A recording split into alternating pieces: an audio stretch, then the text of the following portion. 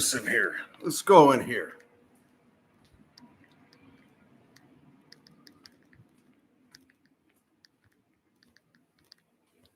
Boy, this costume really is a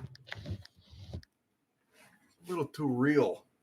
You know, you put this on. Let me turn this thing off. Hold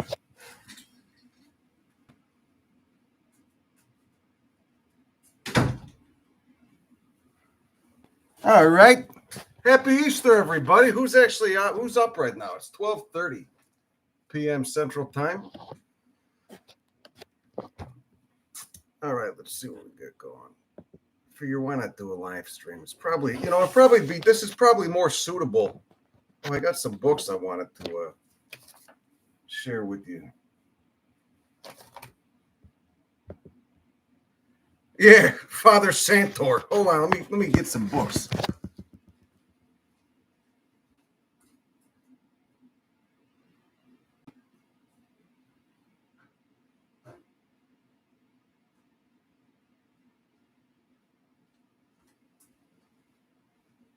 Dystopian holiday. Okay, there we go. All right. Yeah, happy Easter. Happy Easter, everybody. Christ, all right, I've got so much shit going on. I got so much stuff to do. About to have an aneurysm, fall down, break my neck. I'm going to Atlanta tomorrow.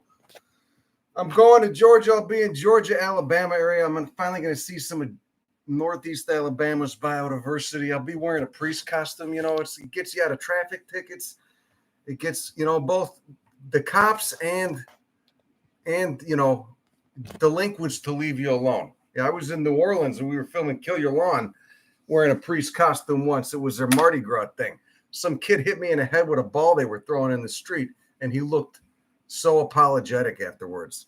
Whereas if I wouldn't have been wearing this, he probably would just, told me to go fuck myself or something. So anyway, oh yeah, it's 422 for all the dopers. I'm not a doper, but I encourage it. It beats booze. Can't fucking stand alcohol. So what do we do? We're going to do a quick live stream. We're going to talk about some books, some nice books. Then we're going to go. Maybe we'll talk about I don't know what else. I don't know. I'm out of shit. I got too much. This is what happens. I get too much shit to do, and then I don't do anything. I just want to lay down, in the middle of the road. But we could talk. We'll see what's going on with everybody out there growing bok choy in response to the Chinese tariffs. That's good. That's really good. We're not going to ease the dystopia. Somebody got mad at me for saying the word retard, which you would never actually say to someone who's mentally disabled. Retard it's reserved for people who are acting like, retarded. You treat the mentally disabled with the utmost care, respect, and compassion. But, everyone's got their fight. They gotta get mad about something. So, okay. Well, the fuck, I've got 19 videos to edit still. I don't want to do it. I'm doing the copy edits. I got to get the version of my book Concrete Botany back to the copy editor by Tuesday. Al's like I'm the Italian Catholic priest. Al's the Irish Catholic priest. This fucking thing. He was laughing his ass off when I had this out. He said it looks too real. It's too real. It's fucking too good. I'm going to start. I should seriously wear it. You can get away with so much, right? Do you think a cop would, if a cop saw me in this, there's no way he would write me any kind of fucking ticket, right? Anyway, maybe I could read something from this book. I don't know how I mentally diarrheaed this book out, but I was going through it yesterday after the copy editor got it back to me, and it's actually pretty good. It's pretty nice. It's I forgot I wrote this because I can't remember what I had for breakfast 3 days ago. I just fucking I just barfed this shit out, and then people tell me stuff I did, stuff I said. I can't remember that stuff. Okay, books we want to talk about. Fifth Kingdom. I talked about this on a podcast Excellent book on fungi, and it gets into it too. It's not about foraging or edibles. It's not that I necessarily knock those. It's about the more of the science. You know how the fungi bang, good shit, cool stuff to think about. God damn, this thing is blowing my mind. By Bryce Kendrick, The Fifth Kingdom. There was something especially that got me going, got me hacked. Oh, there's even a chapter on lichens. That's a dope book. Woody Plants of Northwest South America is a dope book because it's a flora, but it's written by an actual field botanist. So instead of, instead of being like a cold, hard, dry flora, it's, with the keys that kind of suck and the key breaks that suck, it's more in depth, and it's like something I would write, like and I've been meaning to do something like that for Texas, where you just explain the difference between this, you explain the general gestalt instead of looking for these very subtle, often not in season morphological traits about a plant. You actually talk about the gestalt, where it grows, how it feels, that kind of shit. Really good stuff. And look at this. They got a chapter on a fucking Neotropical Ericaceae and the differences between all the genera. And I will tell you, they are a clusterfuck. I'm going to try to do a post about them on the Intergram, the Intersham. Ceratostemma, Soteria, differences in where the flowers come out, axillary at the distal end, but these fucking Neotropical blueberries blew my mind, man, because they're epiphytes and they grow in these incredible forests, generally at high elevations. They're neotropical, not in the sense of hot and humid, only in the sense that they occur at low latitudes, but they've got a lot of them form these woody lignotubers. So you'll see this thing that's anchored to it like moss bed on a tree, and then it like hooks down, and it's got this big woody knob. That's the woody lignotuber. It's like a storage mechanism. It's like having a little storage container in the back, where you put all your tools and shit. Your tools, your guns, your dildos, and then but it's an epiphyte. So to get around the fact that it's got this dry season and it's not growing on any fucking soil, it's got this big woody lignotuber. So fucking cool to see, and a lot of them do that, and then a lot of other ones just grow, and they've all produced these delicious edible fruits. I mean, they're truly Neotropical blueberries. I could take this thing off. If this is vibing some of you guys out, if you got like trauma, Catholic trauma, a lot of us have it. My mom used to take me to the fucking Catholic church. It was a big church, and I would get so bored. But I liked watching a priest when he would, hold up the wine and shit, because you could tell he was already hammered. He'd hold up the little chalice and he'd eat the bread, he'd hold the chalice up, and you could just see this big dumb grin, and you go, that guy's fucking hammered already. Holy shit. He was drinking the wine in the back room, And then he probably spilled some on his little robe, and he had to go change, through a cursing fit, like Tony Soprano. And then had a cursing fit, had to go back, change the robe because he got a big port wine stain on it and shit. You know what I mean? What the fuck was I talking about? Oh, yeah. So Neotropical blueberries. I can't remember. Was that what I was saying? I don't know. I'm all over the place, just like a ping pong ball. Try listening to the podcast. It's even worse. But yeah, I've got so much shit to process. I've got herbarium specimens. Look at this stuff. This is all herbarium specimens here. See? Put them in like that. And these are the ones I've processed. Shit. That I've written labels up for. When I keep them, you don't need an actual plant press for herbarium specimens, though it helps. You get one of these little drawing pads, and then I hold it together with these straps, I think these straps were originally made for some kind of deranged sex sling, but I'm not into that stuff. So I just, oh God. Okay. Anyway, I feel like Pee Wee Herman, and you ever watch the old Pee Wee shows when he's like pulling all this stuff out of a bag. He's got a bag of gags. My daughter and I were watching that. She loves Pee Wee, thank God. It's subtle creative messaging in that show. I think it affected all of us who grew up in that time. It was a very important show and cultural institution. It really affected me as a youngster. Okay, let's see what else. I saw another interesting plant in other news. Pomaria austrotexana, super fucking rare It's a pea that looks like an orchid right there. And I just took that using Matt's car. Instead of Matt's car as a backdrop, you just got to get that. To get that black background, you just need a much darker background that's generally farther away from the lens than the subject. But it's this plant is incredible. I've been looking for it for a while. Never thought I'd actually come across it. But look at that very bizarre floral morphology with those stamens that come down, probably to dust some fucking Xylocopa's abdomen with pollen.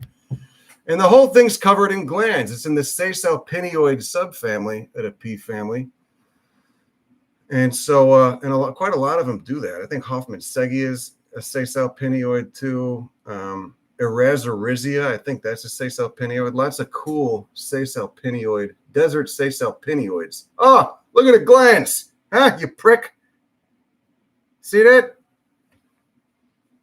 God, the internet's a toilet. Did you know that? Did you know the internet's a toilet for every rotten sphincter to comment horrible shit? Not horrible, just, there's a lot of unhappy people because we're living in dystopia and, the middle class is basically gone and the oligarchs are fucking everybody. So a lot of people are unhappy and they vent it. I can't really blame them. They vent it by going online and, while they're taking a shit, leaving some mean comment on YouTube. So anyway, picture book of unusual flowers. I'm working on it, but the other book, meanwhile, on Abrams Press has been kind of abandoned, which is all photos.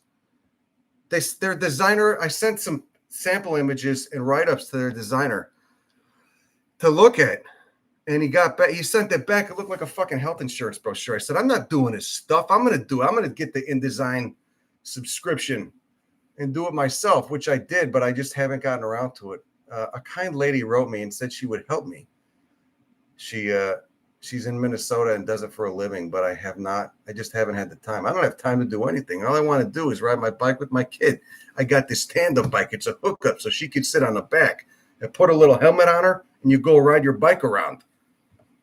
That's a nice time, And then if you're smoking a stogie too, you're like 5 feet above her because it's a tandem, so you're not going to be blowing smoke in her face. So you ride around smoking a stogie, drinking an N8 beer.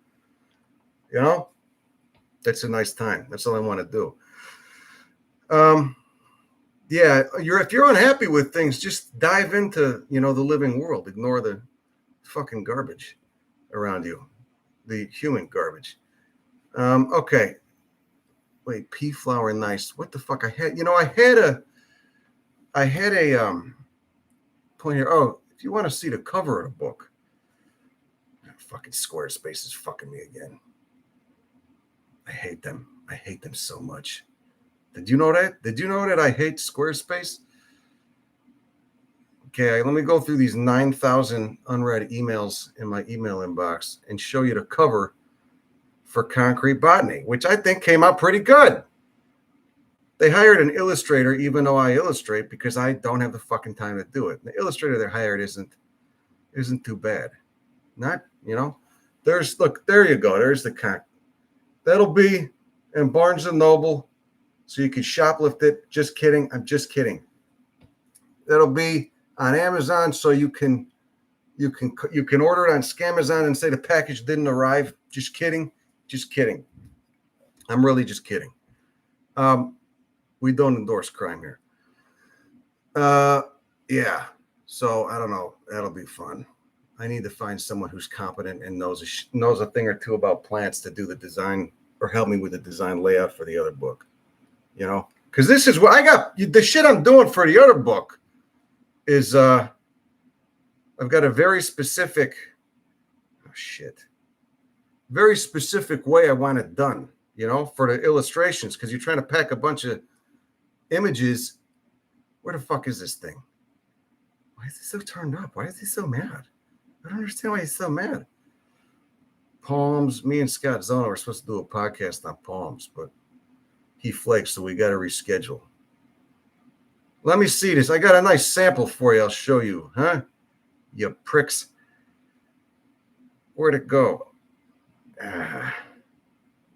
Oh, there's a Tapuyi's book I got. How about that? There's so many good books on LibGen. Let me see if I got this on a Meteorology Today. Got a Meteorology Today. Okay, let's see if we got. Hold on. Huh? I got it on here. Making the dogs nervous. Get in here. Come here, Louie. Flora del Paramo, Ecuador. I can't find this thing. Where the shit did this go? I had a nice PDF. Oh, you know what? Maybe I'll send it to here. Hold on. You know, I'm sorry. I'm making you guys wait. You know, this is not. It's an example. What was it? I can't find the damn. I'm so disorganized, man. Someone help me. Someone help me. I really wanted to share this thing. Where the fuck did this example go? Let's see. Got 9,000 books. Ooh, arachnitis. Just a total disaster. Documents. Where was this? Plant photo deal. Oh, there we go. Okay, let's see. There we go. Drinking from the air. Oh, wait, here. Oh, now it's launching InDesign. I'm fucked. I'm all fucked up over here. Hold on. Hang on. Where's this thing? There we go. Okay, there we go. Nice. All right. Oh, it's trying to launch InDesign. No, shut up. Hey, you turn this off. I can't wait to be old in Italian. Fuck, I'm going to be so good at it. Give me a second. Hold on, prick. Okay, look. Where'd it go? Here, look. See, this is the type of design style I need. You can help me with this. Right? There's a couple grammatical errors in the writing because it hasn't been proofread. So you get the insets and stuff. Now I sent all the images in the text to the guy who does the design for Abrams. No offense. And it looks like a damn health insurance brochure. I said, what is this? Huh? Looked like a fucking design for Uber Eats or something. I don't want that. I don't need that stuff. Oh, shit. Just put this down wrong. Okay, anyway. Taught myself how to do the InDesign. So anyway, yeah, what the fuck? Yeah, the pigs. Yeah, we're gonna get the pigs eventually. Unpaid assisted. Yeah, maybe you know, I don't know. We'll figure out something. No, technology's on my side. So photos for the cover. Because I don't know, for that cover they didn't want it. Oh, I should send this over there. What'd you guys do for Easter? Did you have a nice time for Easter over there? Let's see this. Yeah, I gotta get on that. Damn, that InDesign shit. You know, it's like if you don't do it every day, you forget what does what because it's InDesign's like another language. So if you don't do it every day and you forget it, you get rusty, you fuck up. So there's got to be more discipline. But I could probably get this done. I mean, this didn't take me that long to do this. This is like a 2-page thing. And it's going to have like 100 of these. Probably 120. 120 plants from all over the world. Brazil, South Africa, Australia, Tasmania, which is Australia, but it's a little different. It's like a temperate rainforest. New Zealand. Another temperate rainforest, Mexico, Chile, parts of North America, probably minimal North America stuff though, because I'm trying to get further out there, maybe a little bit, you know, but I've got so many photos to go through. Oh, it's a clusterfuck though. Are you hanging in there? Everybody hanging in there. I spring equinox. Oh, somebody's in Salzburg. Are you filming another commercial? That mosquito trap is fucking sick. What are you talking about? It's amazing. I just killed like 60 more today. They honestly didn't pay me for that. They should, but they didn't. I was just happy enough to get the trap. To get the trap because I need it. I wish they would send me sweet scent packets though, because I don't want to buy them. Yeah. You need a damn job. Yeah, you do. Everybody does. Bless my eggs. Lobby Safri. Oh, I actually taught myself that on the piano a little bit. Here's the thing. You got people in Wales. How'd you get into botany? It'll be in a book. Get the book when it comes out in April 2026. Lake 10 Killer, Oklahoma. Oklahoma's nice. Shout out to Lawton, Oklahoma. Shout out to the Wichita Range. The limestones. Well, actually, Wichita's granite, but there's some nice limestones on the east side of Oklahoma. Want to go up there? You know, just pack the dogs and a kid. Just drive. Just go. He just left. Boy, he was really slamming those NAs. He was 8 years sobriety. He was hitting those NAs hard, like he was gonna feel, like he was expecting to feel something for him. A favorite disjunct population of his species? Do I have a favorite disjunct population of his species? Yes, it'd be Hesperocyprus arizonica, north of Deming, New Mexico, in the Cook Range. I met these old rednecks out there. They were nice, though. They were nice. It was in the middle of nowhere, and they were like, "Oh, we came to look at this mine that apparently someone threw some poor old Chinaman down there." And I said, "Chinaman." Someone threw some poor old Chinaman down there in the early 20th century. And then they shit on Texas for a while. They went on like a rant about Texas, how like there's no public land in Texas. These were like dyed in the wool redneck. It was kind of funny. They were nice guys though. And then you go on this long hike up this fucking through a lot of cool flora too. There's a lot of cool. It's kind of like a sky island, the Cooks Range in Deming, New Mexico. And there's a disjunct population growing on the north side of the Cooks Range up against the cliff, the north-facing cliff of Arizona cypress. And they're like huge trees. It's really fucking cool. There's a couple up on the cliff too, but there's tons of cool plants there. A lot of cool native history there too. It was all Apache, and a lot of Apache history. I think there was during some of the Indian wars, there was a lot of Apache. That was like a big hideout. You know, as they fought the Honky Death Cult. It was coming west into their lands.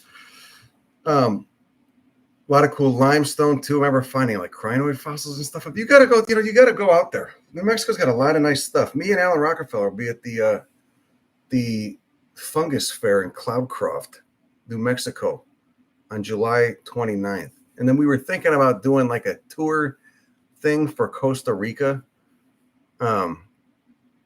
which he invited me to do that one in Ecuador, and I was like, all right, this is not really my thing. I don't do tours, you know, but it could be cool, and I don't really like having to interact with the public, but this would all be plant people and nerds and stuff anyway, so it doesn't sound so bad, but he's offered to pay for it. So him and Maddie sent me down there, and I said, wow, this is nice. This is something else. Everyone was really cool. It's like hanging out with a bunch of science nerds and biology nerds for 10 days, you know, and like there were some hacker people in there too, like these tech guys that do a lot of stuff, you know, like hacker stuff. I said, wow, I don't know about that stuff.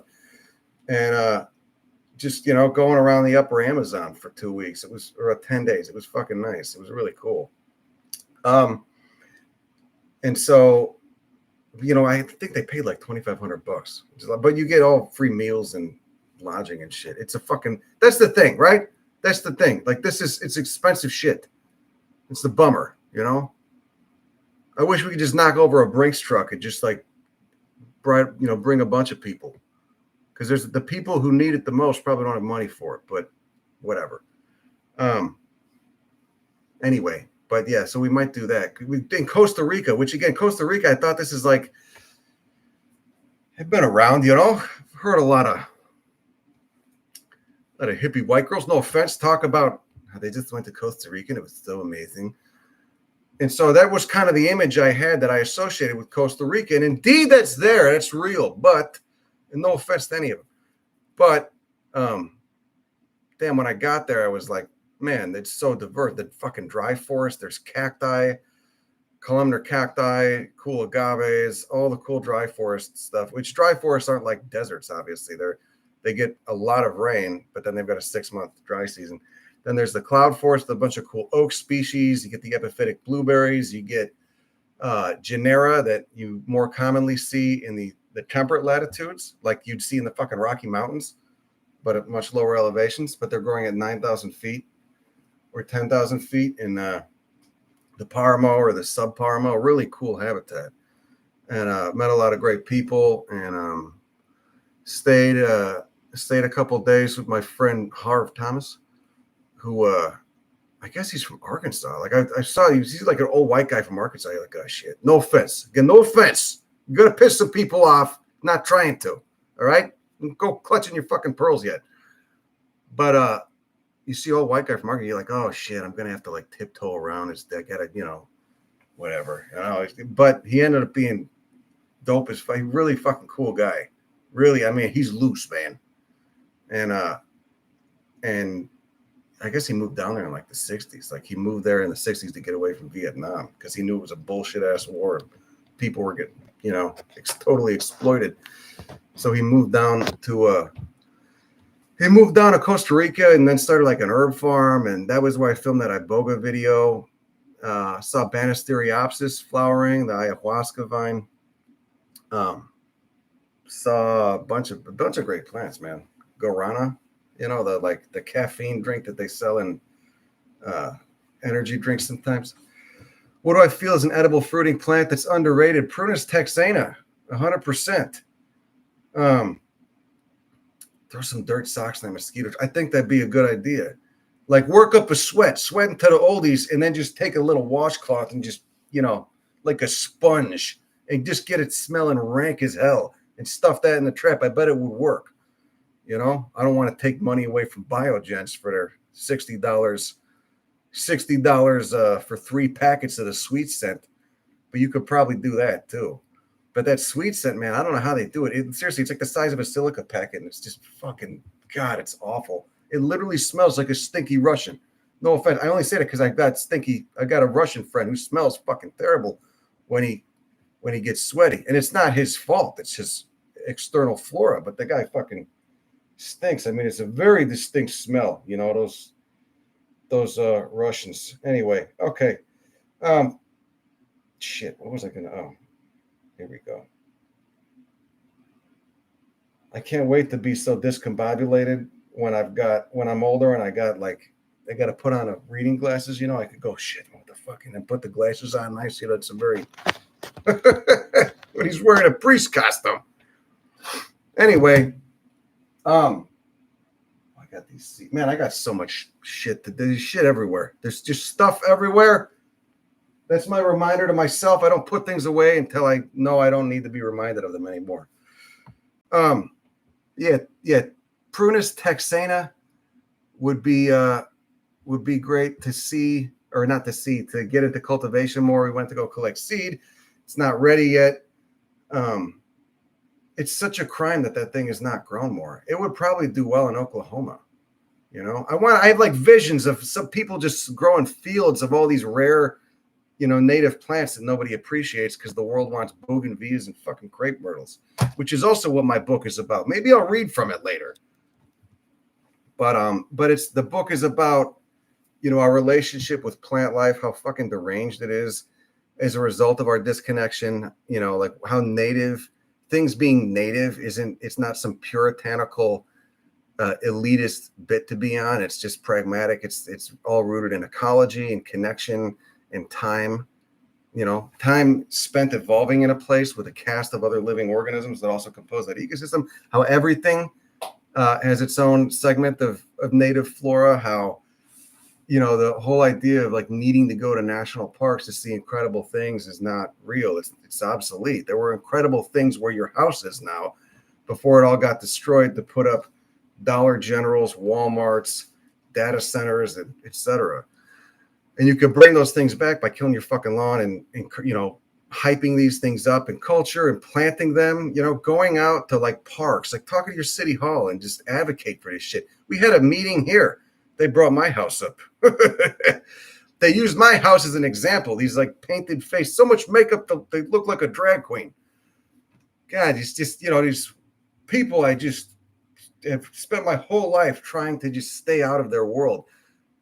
They're the people who go into local politics, because they got to get their sister-in-law's brother a construction contract, or their uncle's wife's a developer, and she needs to get she needs to make sure her development goes through, and it bulldozes a woodland to put up 400 ugly houses or whatever. So that's why people go into city politics.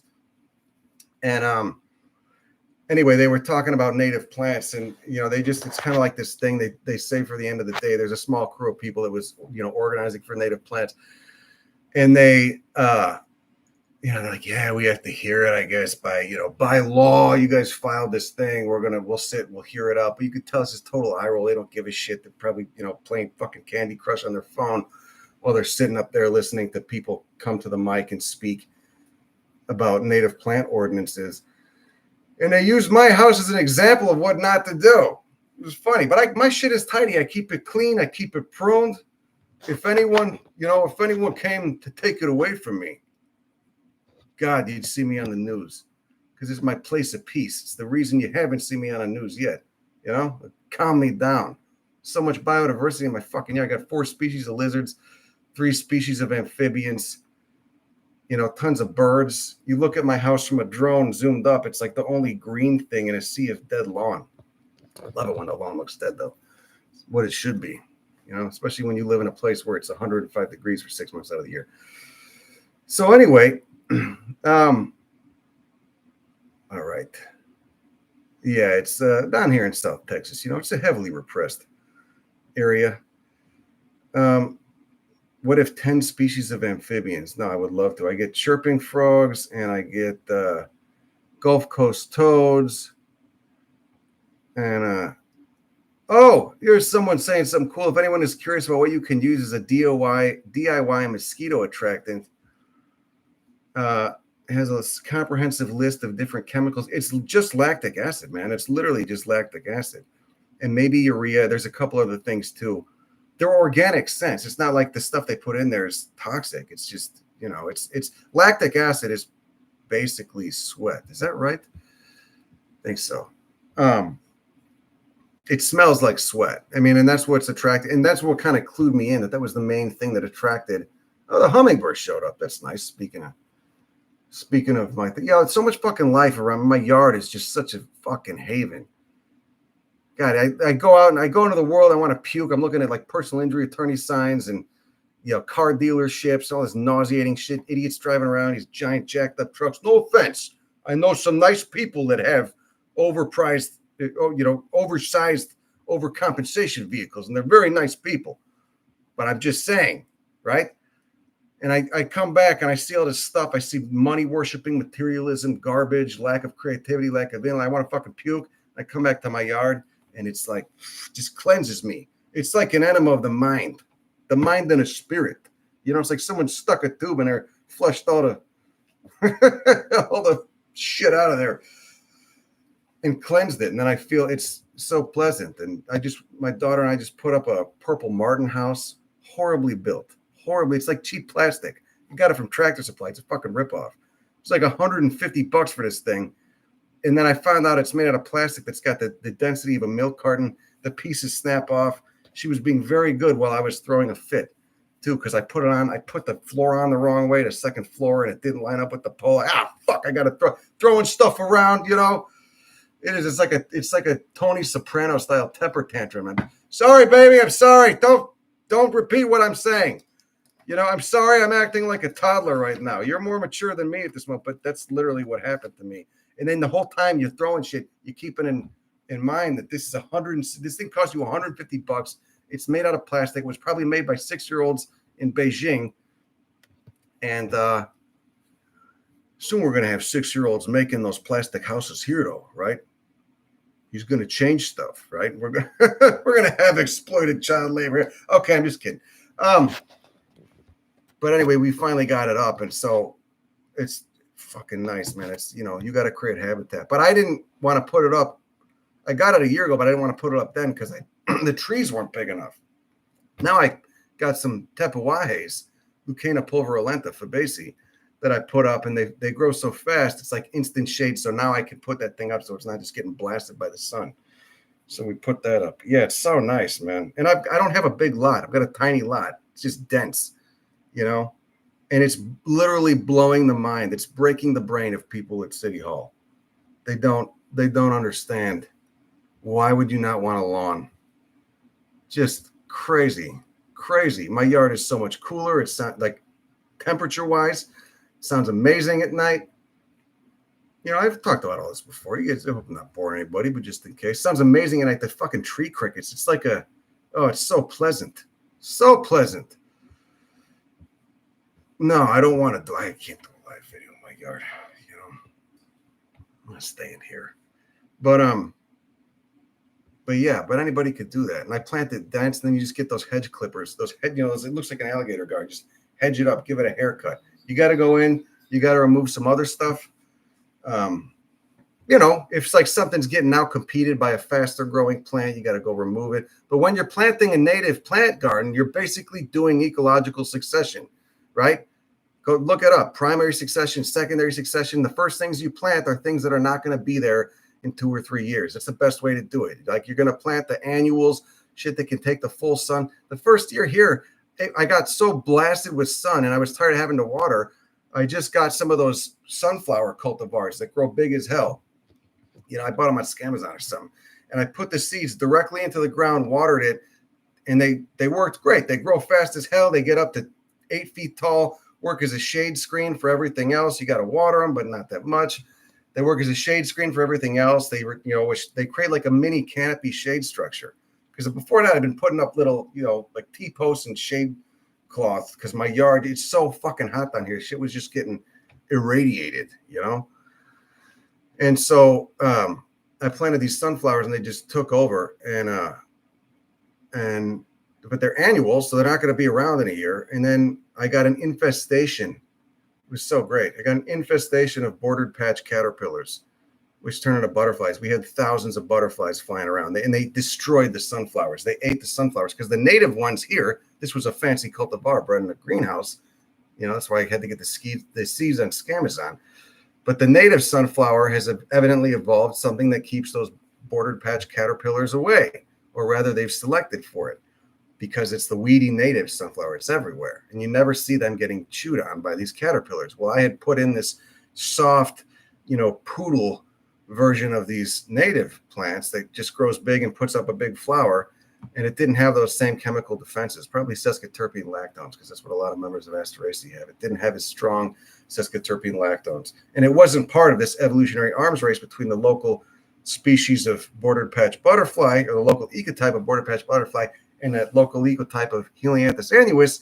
And so they just got annihilated, and that was good, because they'd already grown up, gotten tall, provided shade for my other plants, and I would have had to remove them anyway. And so now all I had to do, since these were denuded of leaves by the caterpillars, all I had to go do was take a machete to the stalks and cut down the stalks. It was great, worked out great.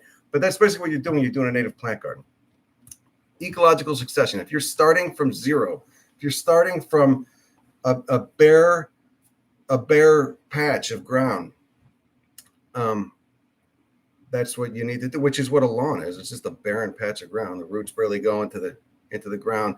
You're keeping the shit bonsai'd. So if it's that tall, like most grass is, the roots are only that deep. They're not doing shit for the soil, which makes them really easy to kill, unless you have Bermuda, in which case you have to go in and hit it with Roundup, targeted applications of Roundup, right? It's nasty when they're spraying it on crops. You want to eat it, but it's one of the least toxic herbicides, so it's kind of a necessary evil. But that's what you do. So find out what the pioneer species are, the native pioneer species, the weedy, quote, weedy native species in your area, and then plant those first. If you're starting with a bare lawn, if you go trying to plant the shit that's like third or fourth in line for ecological succession, the stuff that doesn't get established till later and is slow growing and needs a little bit of shade, whatever, and you try planting that first, you're gonna have a hard time. We get Verbicina and Coleoides. It's a great native plant, spreads like wildfire. covered in pollinators, probably invasive as hell on other continents where there's no checks and balances for it. And so, but you throw seeds you rip up a lawn, throw seeds, you'll have a fucking thicket of Verbicina and Coleoides. And then the next year it'll be gone. Well, it'll reseed, but it'll be gone. And meanwhile, you're protecting that ground from getting beaten down by the sun. It's all about protecting the ground. It's all about protecting that ground from getting heated by the sun, at least at the latitude that I live at. All right. Roundup absolutely does kill Bermuda grass. I've done it plenty of times. I don't have any Bermuda grass. And what also kills Bermuda grass is once shit gets so dense, like this is outside my window right now. Once it gets so dense, you don't have, there's no life for it. That's why I like planting it dense. I fucking hate it when people do this in a line, evenly spaced with the dyed mulch. What is that shit? What's that indoctrinated garbage? You're planting like a fucking, like you're planting in front of a CVS pharmacy or a bank, So what's what the fucking landscaping looks like in front of Wells Fargo? It's all part of the death cult that brought you the lawn. Oh God, I see the name Squarespace and I just want to barf. They're pushing it. If I knew a better web hoster for the website, I would do that instead. All right, what do we want to talk about? No, I'm not actually a priest. This is all a joke. Well, you shouldn't say that. You never know. I could take a drastic turn of events and abandon the Botany thing and just go into, you get all expenses paid, right? Oh, God. You see that Bill Burr bit when he was on a morning talk show and the talk show host said, I heard you got in some trouble for those comments you made about the Catholic Church. You think you went a little too far? And his response was, don't you think the Catholic Church went a little too far? Yeah. Oh, God, he's great. All right. Epic stuff, epic. How can I buy prints of your photos? If you want to buy prints of my photos the way I've done it before, you email me, tell me what you want. I place an order with Easy Canvas prints with the full resolution, like 15 megabyte version of the photo. And then, oh, thank you, David. And then and then I'll send it to you. Then you get it that way. But I don't use, I do these canvas things because they're sturdy and they're easier and they look nicer and they don't have that reflective plexiglass. How do I learn more about my local native species for planting? Use the app iNaturalist. Use the Explore feature. Type in your county. Type in plants in what you're looking for. There's one field for what you're looking for: plants, birds, reptiles, whatever. And there's another field for location. Type in plants. Type in your county. See what comes up. Some of that shit's going to be invasive. A lot is not. You can find out whether it's invasive or not when you click on the taxon name and the species name. Yeah, anyway, that's the best way. Or join your local native plant site. It's the best thing.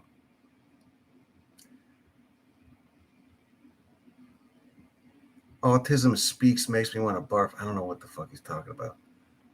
Is this like I can't tell if it's like it's like a shit poster or is it I don't know. Maybe he's talking about his autism. I don't know. Educate my local community so they get off. That's easier said than done, pal. That's what I've been trying to do, right? It's, I stand out down there. Really do. It's a very square community. They can be very nice, though. It's a very square and repressed community.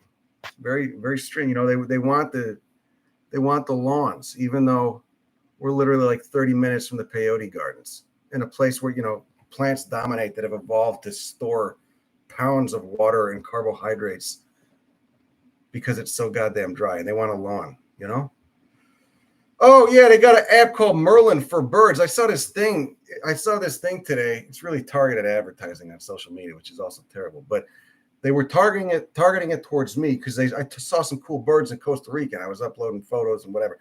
And so they targeted this thing towards me that's like a little gadget. It looks like one of those little mini speakers you attach to your backpack, and it records bird noises and then uses AI when you're hooked up to internet to tell you what birds were around you, which is cool, but it's $250. I'm not going to fucking pay that. So anyway, growing endemics. No, that's my carnivorous plants over there. I got some rare bromeliads that a friend grew. I got some horse cripplers going, and then some feral cactus. That's it. Not enough. Oh, and I got some Marsilea fern, water fern. I'm not using as much of that space as I need to. I should be growing more. So anyway, yeah, you too. Yeah, have a good 420. Bird call app. Anyway, no, I'm not in Costa Rica. I'm at home. I'm going to Atlanta tomorrow. I might go to, I might go to fucking Turkey in June, and then I think I might go to New Mexico in May, and then I'm going to go to New Mexico again to Cloudcroft with Alan at the mycology fair, in Cloudcroft, New Mexico. Yeah, but I got a bunch of stuff. I need like a fucking, I need some kind of assistant or something. I lose my shit. I got to start taking notes, writing stuff down, but I can't do it because then I have one thought and then 5 seconds later I got another one. Lose it too much. Okay, we'll look through this. We're going to go over here. We'll see if we can read a little bit. Where'd this thing go? Read a little bit from this book. There were some good sections. I was reading parts of it last night. I got to finish this fucking thing by Tuesday. Damn, man, that's crazy. There's no time to do anything, right? I got to get this back to the copy editor by Tuesday. All right. Let's go. Okay. Yeah, you got to get that RO unit. You can get RO units for like $150, and then you can try to install them yourself, which is a pain in the ass. Actually, it's not a pain in the ass. You got to drill into the pipe a little bit, but you need room under your sink. But an RO unit is great. That's what I water all the carnivorous plants with, because those guys at Carnivoro really got me in to thinking about water. For the fluoridation of the water supply, and have you ever seen a commie drinking tap water? They got me thinking about particulates in the water, which is really bad, especially in a lot of Texas, because how easily limestone dissolves. It's probably cleaner in areas where there's more granite or volcanic rock. Well, I don't know about that, because West Texas is a lot of volcanic and they have shit tap water too. Well, it doesn't taste bad. It tastes good, but it's still got high ppms. Oh, those minerals that are good. You want to make sure it's minerals and not like petroleum byproducts. Fucking West Texas. Oh God. No, it's fine drinking. What are you talking about? Midland, Odessa is not polluted. So the ppms, you get a tap water meter, which is like $15, not meter, a reader, probably made in China by 6-year-olds. And you put it in the tap water and it'll give you a rough estimate of what your ppms are. Here it's like 550. I got the RO thing for like $150. Some of these fucking companies will charge you $900. Total scam artist. Such a scam. You don't need to pay that. To get it for $150 if you got it, and put it under your sink. If you need to hire a plumber, they're going to rip you off too, but you could probably figure out how to do it yourself. Just take a day, set a day aside. And after I put the RO in, the ppms were like 14. And it was cool to like be able to see it with the tap water meter, It's got 2 prongs in there and it measures the current. So anyway, you got to get that RO, man. You can't be messing around with this shit. You get kidney. I mean, we're all going to get cancer eventually. See, that's part of the crime pays optimistic ethos here. We're all going to get cancer eventually, but if you could stave it off a few years by not drinking poisoned water, why not? Thoughts on poison ivy? I love it. I got a video on poison ivy I still have to do for the YouTube over there. Anacardiaceae. Let's talk about Anacardiaceae, okay? Wonderful family. Like 1/3 of the plants have allergenic compounds in them. I did a podcast with Susan Pell. Fuck, I always do that. Who's from the U.S. Botanic Garden. Awesome lady. Studies Anacardiaceae. And there's a lot of neotropical members of Anacardiaceae that are incredible. Like Amphipterygium and, what's the other one? I have to look it up on INET. I saw some really cool ones growing with Lophophora diffusa, the false peyote, in Querétaro. But anyway, there's a lot of really cool members of this family. But yeah, 1/3 have the allergenic compounds, which is horrible ass rash, man. You will just, you will get. I said, wow, really, you'll have some issues. You touch that stuff, and it oxidizes to black. At least urushiol does, but then there's other compounds too. Lithrea caustica in Chile produces litriol, which I think you need to be sensitized to.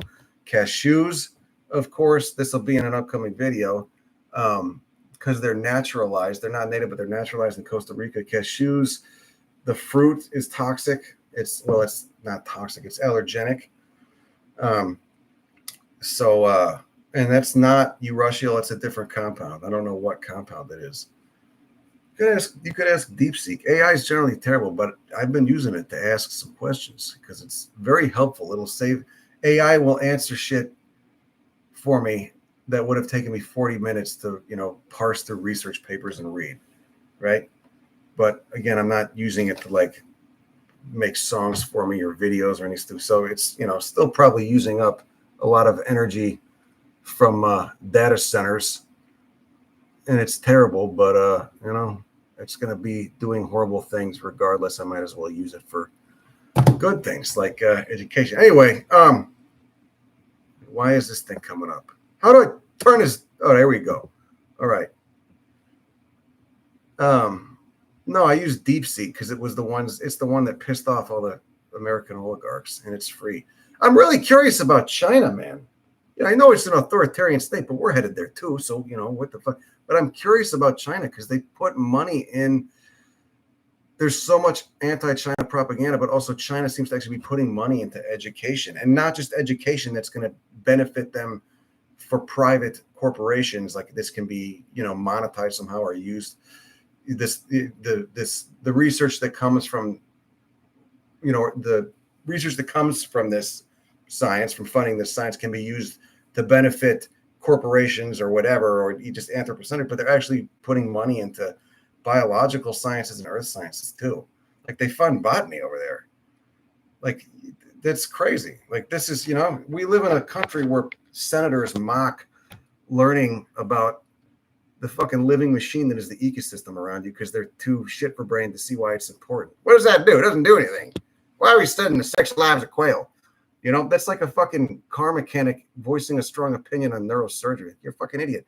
Just don't say anything. Not saying car mechanics are idiots, but know when it's your place. There's plenty of things I shouldn't voice a strong opinion about because I don't know shit, and I would say that. I wouldn't voice an opinion on them. You have like a fucking Republican senator voicing opinions on, why study the fucking reproductive cycles of a certain mammal or a reptile shut the fuck up and sit down. Stick to what you know, right? Nepotism and fucking rewarding, the corporations that pay you, you sleazy twat. Okay, anyway, let's go back to, that's why people go into politics, right? Is that what they do over there? Is that what they're doing? Oh, wow. You got a lot of astrophytum seed.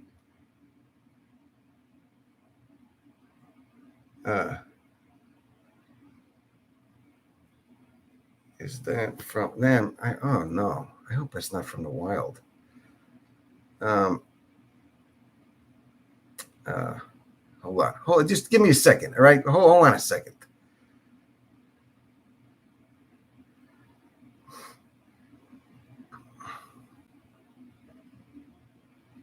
Okay, anyway.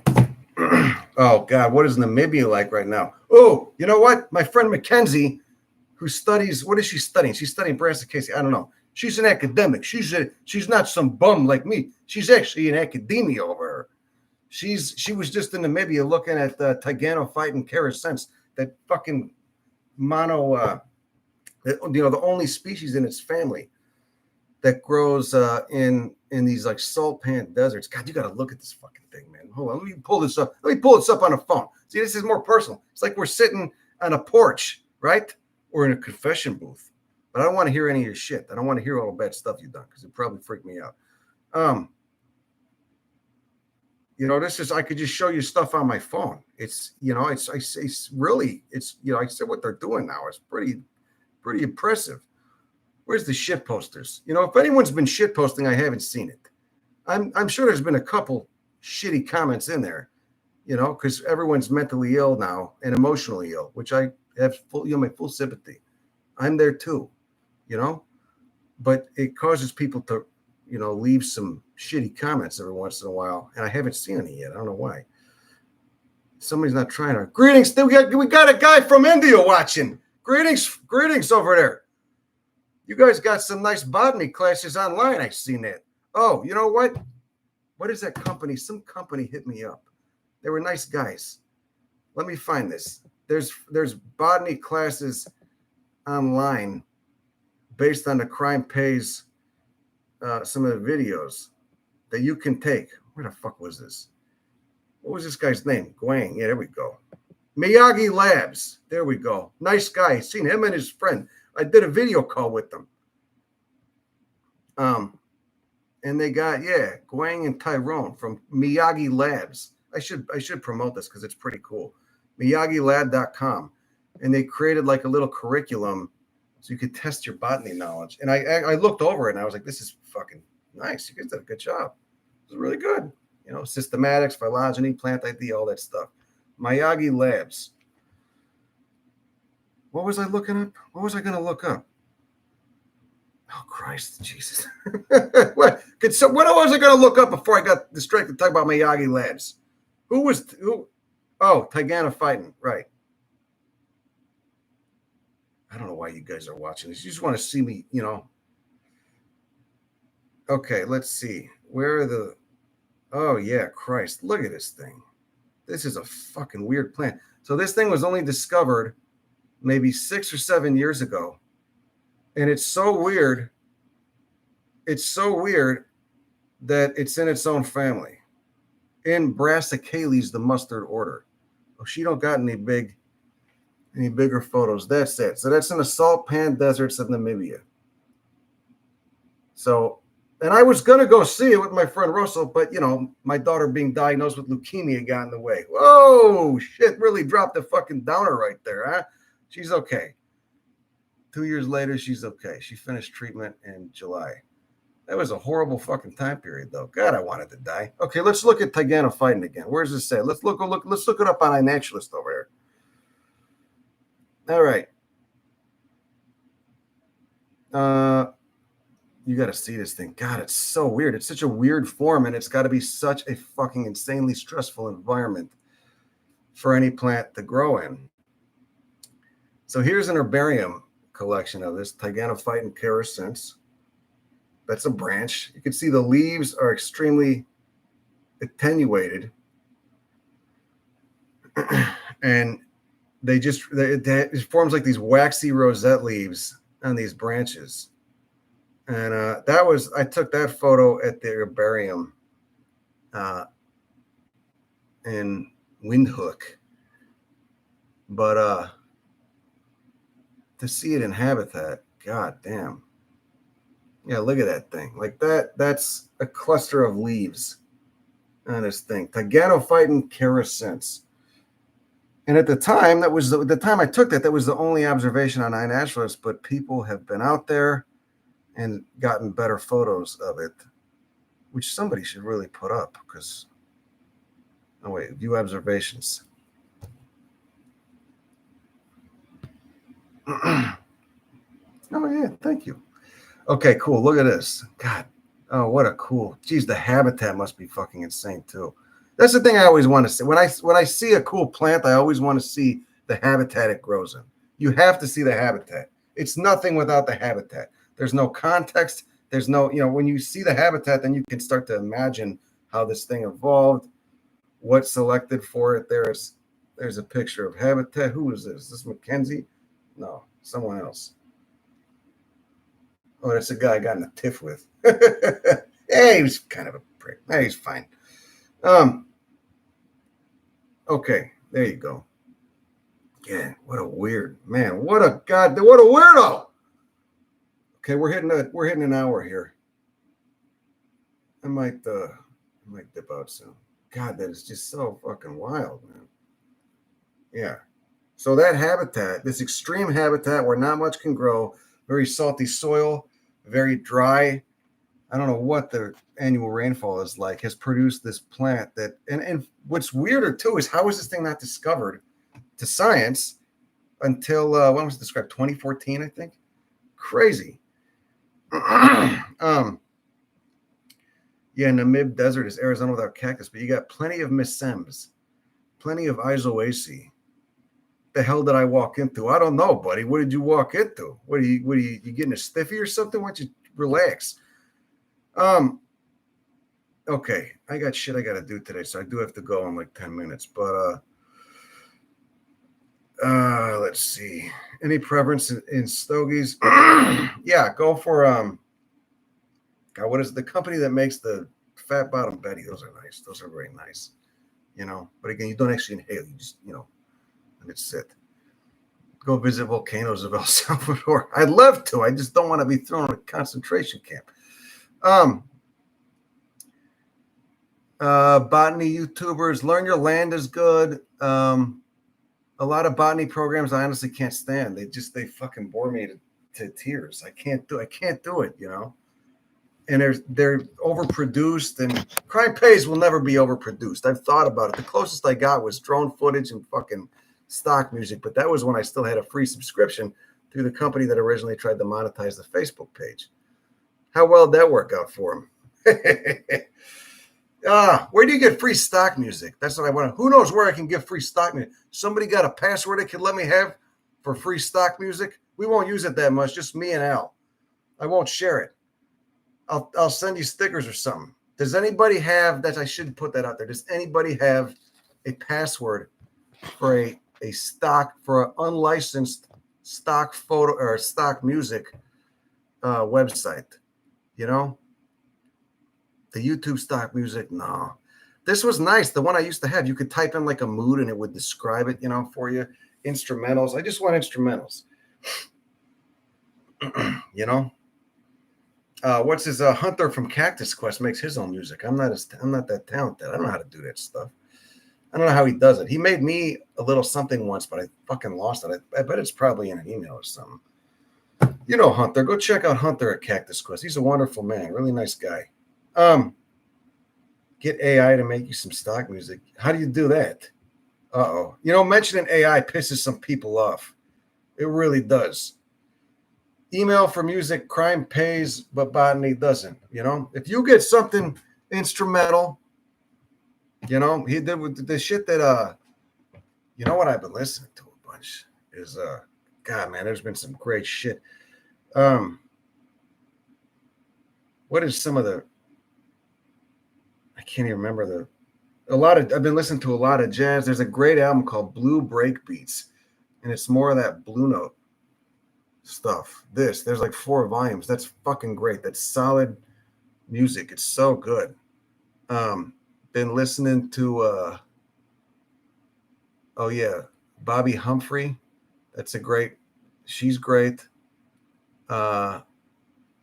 Grant Green. It's all black music, it really good shit.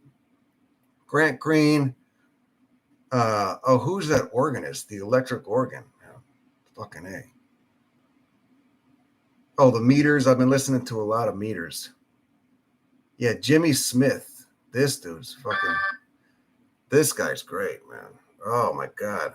It's like that electric organ that 70s Rust Belt electric organ sound. Oh, it's so good, man.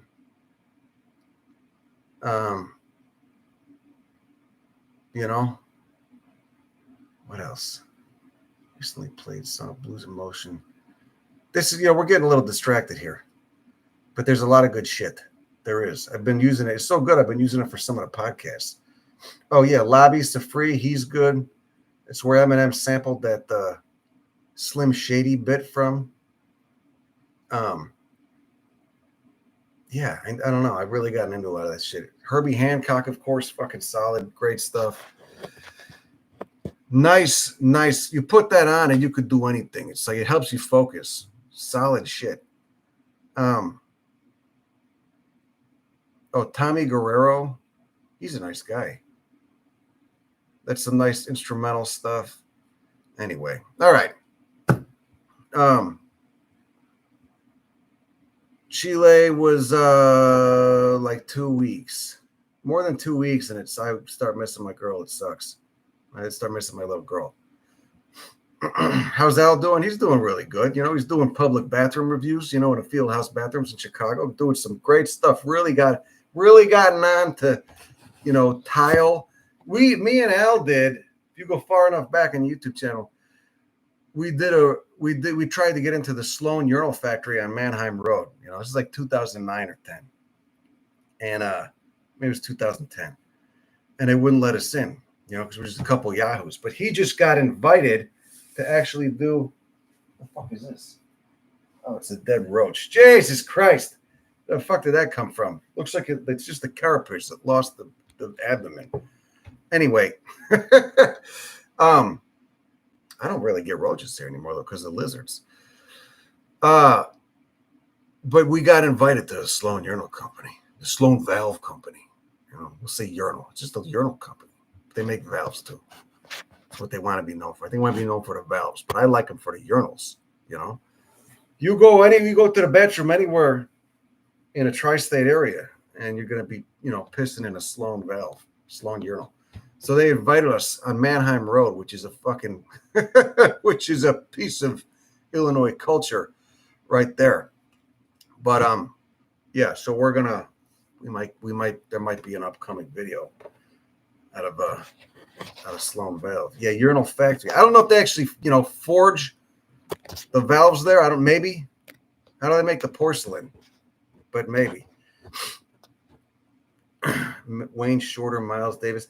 Yeah, man, if you got music recommendations, you could email them to me. You could comment them on a YouTube video, and I'll probably see it and screenshot it. Because I read comments, you know, I'll go through them. But all that shit is good. That jazz, that like funk. Oh, there was a fucking great, man. There's a really good, let's see, where was it? There's a band out of England. War is good too, old War, you know. Why can't we be friends? God damn it. Oh, Ezeal's got a new record out too. He's a rapper from Oakland, completely unrelated to this musical style that we're talking about right now, but he's good. Ezale. Oh, the Three Sounds. That's been some good shit. Three Sounds. And what else? What's that other? God damn it, man. Where does this one? What is it? RVA? Lonnie Liston Smith. That's a good one. I gotta make a list of this because I forget this stuff. Yeah, Ronnie Foster's always solid. Damn, I gotta piss, and I don't even have the jar under the desk right now. You know, I'm gonna get off soon. Where the shit did it go? I can't find it. Oh, this band is so great. This group is so great. It's like, you know, they're from the 70s, early 70s, England. I can't find it. My daughter likes the OJs. Yeah, I can't find it. Anyway. Oh yeah, you like old blues. JB Hutto, old Chicago electric blues, like smoky West Side dive bar blues. I don't drink, but I remember the days, you know. Magic Sam, all that shit, man. Anyway. Yeah, I can't find this stuff. God, it's such a good song though. I did it as the intro for the Adam Black, the podcast I did with Adam Black. Anyway, Amyl and the Sniffers. Oh yeah, they're great. All right. Anybody got any other questions pertinent to the field of botany? Let's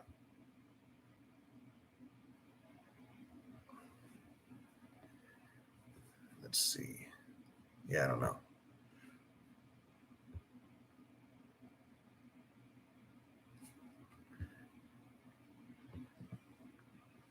Exercise to protect your back. Yeah, you got to. You got to protect. You do kettlebell swings and shit. Otherwise, your back's gonna. You got to keep that shit in shape.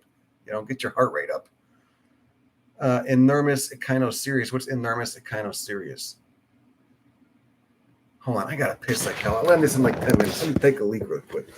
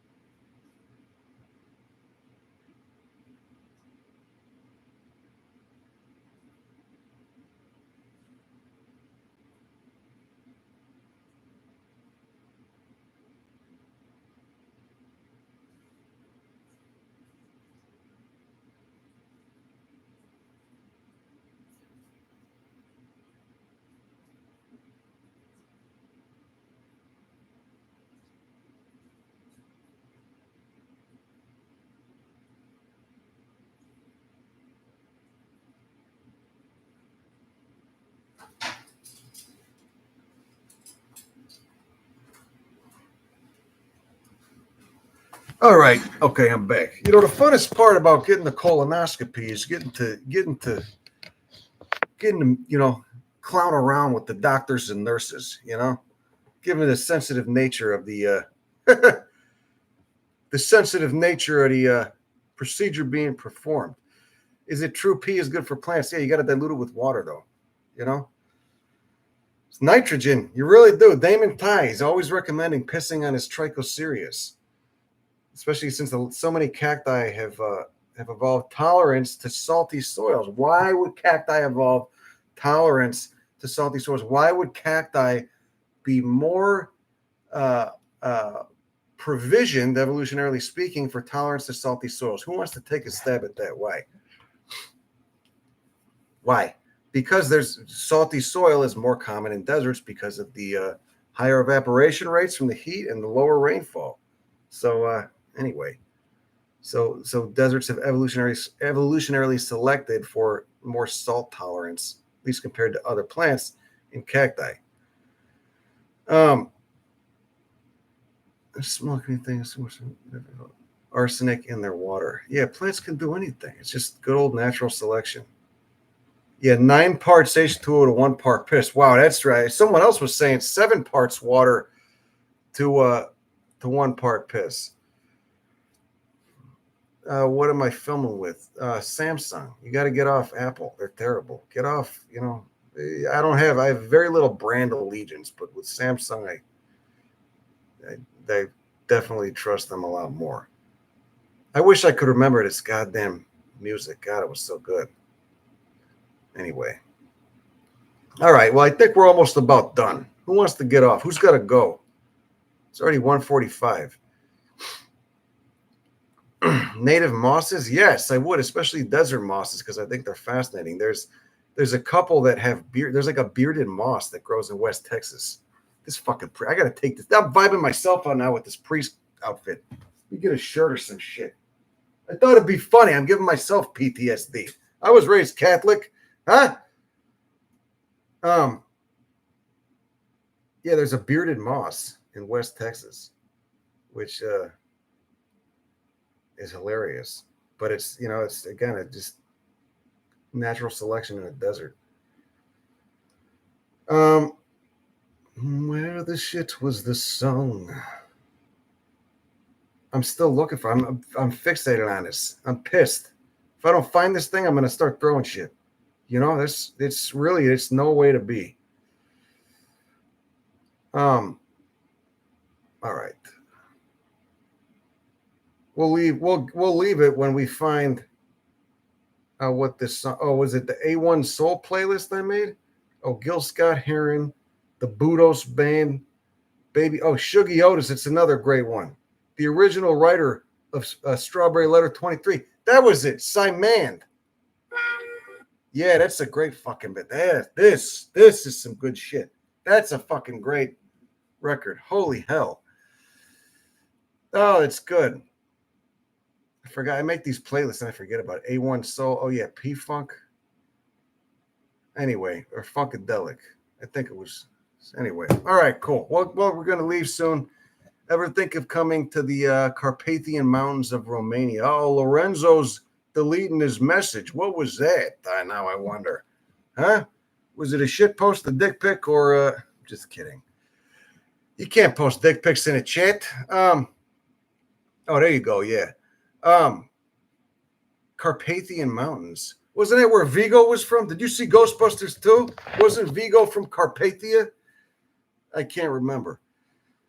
Romania. Yeah, I probably would. There's some cool mountains there. I want to go to Turkey. Eastern Turkey seems fucking wild. Used to be a little hot, in terms of you might end up in an orange jumpsuit getting your head sawed off on video, but because it's but there's some really cool stuff there. There's some really cool botanists in Iran that I follow. They're posting wild shit all the time. Just crazy species and genera, and well-known genera, but they're, anyway. Look what I had to make for the Jehovah's Witnesses. See that? They're predatory here. They come here and they prey on poor people. And so I put this up there. I said, no, I stop stuffing pamphlets in my door. Stop coming to my door. It's creepy. It's weird. I don't want it.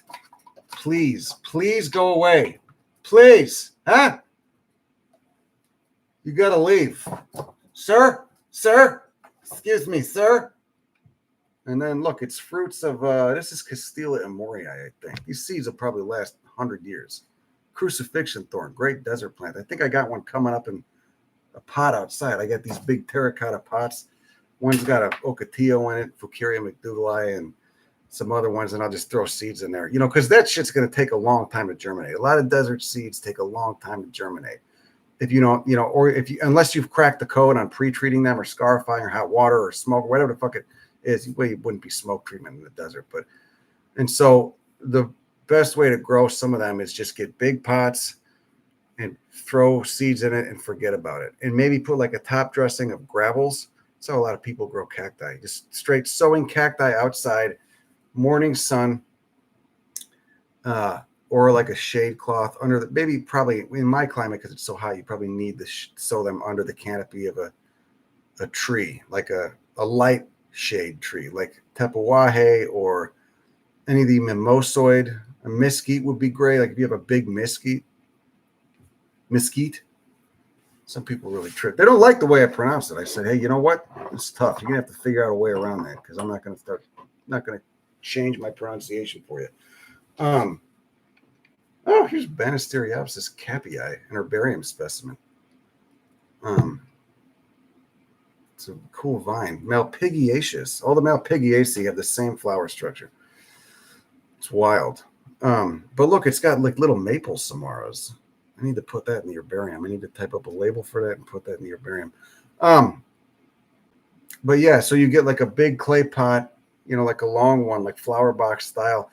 Throw some a nice mixture of large grained sand. You want the large grained sand, not the small grained sand, because that shit holds water and it will clump. And then you put maybe some bark fines, whatever, fine grain. You want fine grain if you're doing seedlings. You put it in a big pot, and then you get some of that. They call it pea gravel. You can get it from any of the big box, Home Despot or whatever the shit. And it's little gravel bit, and you put one layer, just one pebble full layer, like one pebble deep layer on top of that, and as a mulch, then you can sprinkle cacti seeds, astrophytum, the barrel cacti, whatever, over that. And but it can't be in full sun if you're in a hot climate, because it gets too hot. And then just water as is, and they'll come up on their own. I've seen it happen. Grew a ton of Hamatocactus hematocanthus here, the Rio Grande Valley barrel, which I would love to see. I mean, if I have to go to a shopping center, I'd love to at least see native plants. Not even go to it. If I have to drive by, I'd love to at least see native plants there instead of horticultural atrocities like crepe myrtles. Why do you plant crepe myrtles in South Texas? Huh? Did you eat paint chips as a kid? You got hit on the head or something? What the hell? Totally different climate from where it evolved, right? And just so hot, requires so much irrigation, total nightmare. Okay, should we go? Are we done here? Are we done? I think this is done.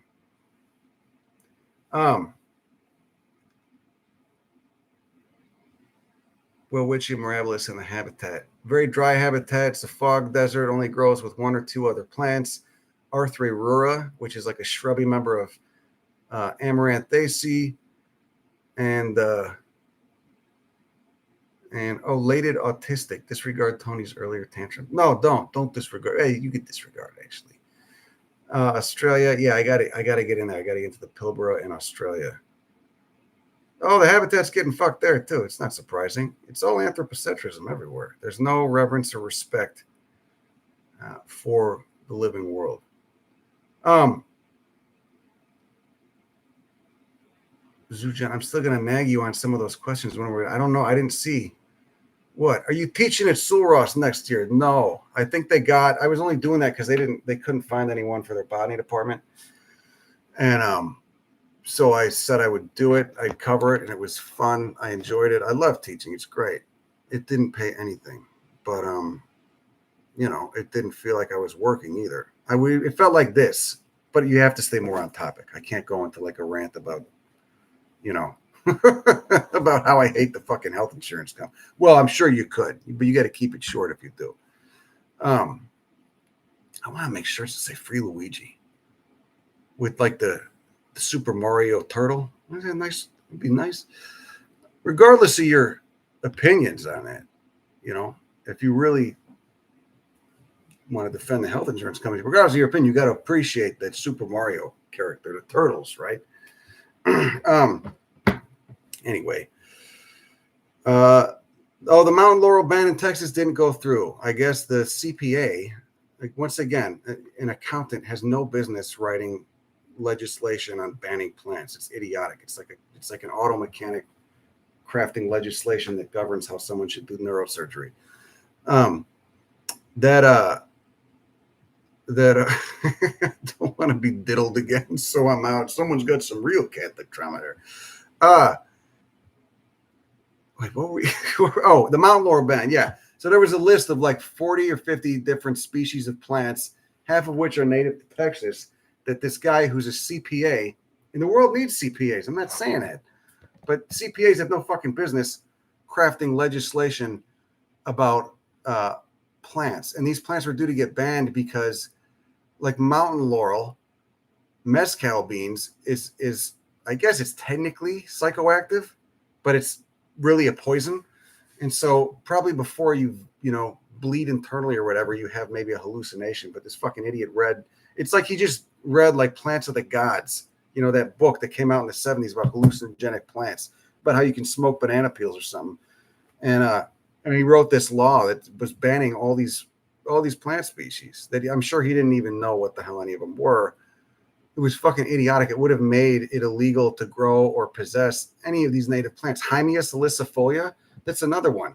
Supposedly, it's native here in South Texas. Supposedly, if you make a tea, you can, you feel some. I don't know what it's like. I don't want to try. I'm a fucking grown-ass man. I don't need that. I'm not like in high school trying to get fucked up. But also, that's the idiotic thing is when you make these things illegal, you make them more desirable. If it's legal, like peyote is in Canada, no one's dying to try it. They're just like, yeah, okay, cool to know. You could feel something if you eat this. But, if once you make it taboo, now you've made a desire for it. You've made it a hot item. And if it actually is like a usable drug, like weed, like something that people would actually use, no one's going to fucking use Hymia. None of these things are addictive. How someone's going to eat mezcal beans? Like, yeah, maybe the same fucking jackasses, the people that are at the same mental level as the fucking idiot who wrote this legislation. Maybe they would eat it, but it's a toxic plant.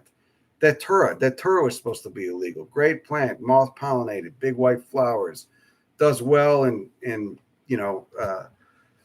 disturbed areas. That was on the list. I guess they took it all down. Someone talked some sense into this fucking Yahoo and told them, these are native plants. You can't really legislate this. Not only that, but no one's going out of their way. I don't know why this guy did this. I don't know. I mean, Texas is still they've got some weird hangups. It's culture war shit. It's what I think it is. It's not logic. Like they've still got weird hangups about pot. like there's these drinks. They're trying to legislate pot. I think it started about kratom, which is actually a cool plant. It's the Roundup leaf, Metragena speciosa, rubiaceae. It's a tree. I saw it when I was in Costa Rica. Wasn't doing too well. It's not healthy. It was being grown in a botanic garden. It's native to Southeast Asia. Coffee family Rubiaceae. It's got the same flower structure as the plant they call button willow here, which is also in Rubiaceae. It's like a little globe of tiny flowers, and it plugs into opioid receptors, but it's not an opiate. It doesn't. If you have too much kratom, you're going to vomit, and that's it. All right. Just same thing that happens if you have too much peyote. All right. It's basically harmless. It's highly addictive, like coffee can be, but you're not going to harm yourself on it. And at low doses, it's a stimulant, and at high doses, it feels just like opiates. That's what sucks about it, because I hate the way opiates feel. They gave me Dilaudid when I ripped my shoulder out in the hospital. I fucking hate opiates. And also, opiates have killed a lot of friends of mine. But kratom junkies will use it to help get off opiates because it feels like opiates. If you have a lot, but again, if you have too much, you will just vomit. It's totally harmless in that regard. And so that was what the legislation was about. And I think what they did, they're not even trying to ban it now, which would be completely retarded, but they're trying to regulate it, which makes sense. Like, you should be able to regulate it. That's fine. I think but trying to ban something, it doesn't work. It doesn't work because the first drug war worked so great, right? Right. That's the fucking logic here. Just the first, the goal is to have an educated citizenry that's not so stupid that they want to go eat dermatophyllum, mountain laurel, or datura or anything else. Like if people are, you want to have a populace that's educated and provided for enough. They're not trying to look for some way to fuck themselves up. All right. The drug war was one of the dumbest things America's ever done next to the Vietnam War. I mean, it was also part of a culture war too. I think that's what the drug war was really about. It was a culture war. It was about protecting the public. It was racism initially for things like weed and peyote, and then it was culture war against the hippies. Nixon had a hard-on for the hippies. And so anyway, after 50 years of giving the cops an impossible job, creating a black market for illegal businesses, and emboldening cartels, etc. After 50 years of that, suddenly the prescription pharmaceutical companies move in and start actually getting in on the heroin market and make a complete mockery of the whole drug war that so many people died for and have been imprisoned for over the previous 50 years, and then annihilated more people than drugs have ever killed in the 50 years previous, and it was all legal. And so it kind of made a mockery of it. So I think to be a DEA agent still, you have to, you've got to, I don't know how you could do your job if you're sent out to persecute someone for mountain laurel or even pot or anything. Like the cops here don't even care about pot anymore. I knew someone who was a cop. He's like, yeah, well, they told us not to even bother people for small amounts. As they should. It's not a dangerous drug. Heroin, coke, all the sleazy shit, meth, stuff that makes people behave like total assholes and rob people. That should be something that is regulated and litigated. I don't have any problem with that, and put funds in that, getting people clean. But this guy, I don't know what this dude was thinking. I mean, the list of plants, I read through them and I was like, half of these are native. You're trying to make these illegal? Are you fucking kidding? Just the money this is going to cost the state is completely idiotic. There's no income tax in Texas. All the revenue comes from property taxes, which are really high. Where the fuck are you going to get the money to enforce this? This is completely idiotic, and you're a fucking idiot. Go back to taking bribes from developers and, doing people's taxes, whatever this guy does. No offense to this guy. Forget his name. Charles Perry. I don't know. But luckily someone talked. I don't know if someone talked sense into him or what, but I guess they downgraded this bill. It was state bill. I think it was 1868, SB 1868. So now it just regulates kratom and Delta 9, Delta 8, whatever. What's the legal one, that feels terrible anyway to do? Someone gave me Delta 8 gummies 4 years ago. It was horrible. It made me nauseous and just made me feel out of it. I mean, I don't even smoke weed to begin with, but once in a while, weed will be nice because it'll help you stretch or something. You can go on a run, you get a little tight, you smoke a joint late at night, do some yoga on your floor. start talking to the dogs, it's great once in a while. This is about how much I can tolerate with pot. Yeah, Delta 8, right. Yeah, so I think they were trying to make that illegal or whatever. But there's a company that makes these THC like fizzy waters that taste really good. Taste like hops. Forget the name of them. But it's like 5 milligrams THC, and they're able to do it because it's less than 0.3% by volume. And like 5 milligrams THC is not going to send you to the moon. That's great. That's fine. I think that I'd much rather see people doing that than getting hammered, because Texas has a big alcohol problem. A lot of alcoholics, especially when you're taught to numb your feelings and care so much what other people think of you. You gotta drown that shit, So, alcohol is very important to the culture of Texas and enabling the repression that the state is so well known for. No offense. I love it. I'm just saying. They really should just legalize weed here. Don't make it a political thing. Anyway, man, they could make so much revenue too. If you saw all these like jacked up truck rednecks smoking blunts instead of, drinking fucking Keystone Light, and you see the bottles all over the place, all over on the roads, they're drinking and driving. We live in a safer state. People might wait at stoplights longer than they otherwise would, but they're not going to be drunk driving. God, there's DUIs. Oh, man, I see everybody here gets a DUI because Texas is unwalkable too. So you got to drive everywhere, even if it's to the store that's like 5 blocks away. So you're stuck driving, but you want to drink at home. So everyone's it's crazy, man. The fucking DUIs are, but I wonder what the DUI rate is for Texas compared to other states. You get hammered in another state that's got bike lanes. You can ride your bike to the bar, then you're just going to fuck yourself up if you crash into a light pole or something. You're not going to kill a family of 4 or something, Take it from Father Santore. God, it's okay. We're at an hour and a half. We got 666 followers right now. I think that's good. We'll go for another 10 minutes. Who's got someone else they want to talk about? Oh, he got 2 Deweys 20 years ago. No Uber back then. Did you quit drinking or what? Did you read the writing on the wall, or are you still hitting it now, Before I got sober, I used to carry a breathalyzer with me, because if I had gotten a DUI, I didn't want to fucking risk it, because if I got a DUI, I'd lose my locomotive license. I was working for the railroad at this time. If you get a DUI, you're fucked, and you're working for the railroad as an engineer, which I never should have gotten the engineer license. Should have stayed a conductor and a brakeman forever. Those were the days, my friend. You could get out, you could walk, you weren't tied to the engine, right? You're waiting at a red signal for the dispatcher to let you out for an hour and a half, losing your mind. If you're an engineer, you're stuck in that seat. That's so bad metabolically for you. But a conductor can go take a fucking walk or, do whatever. Go look at stuff on the side. You could botanize at work. I used to botanize at work when I was a conductor.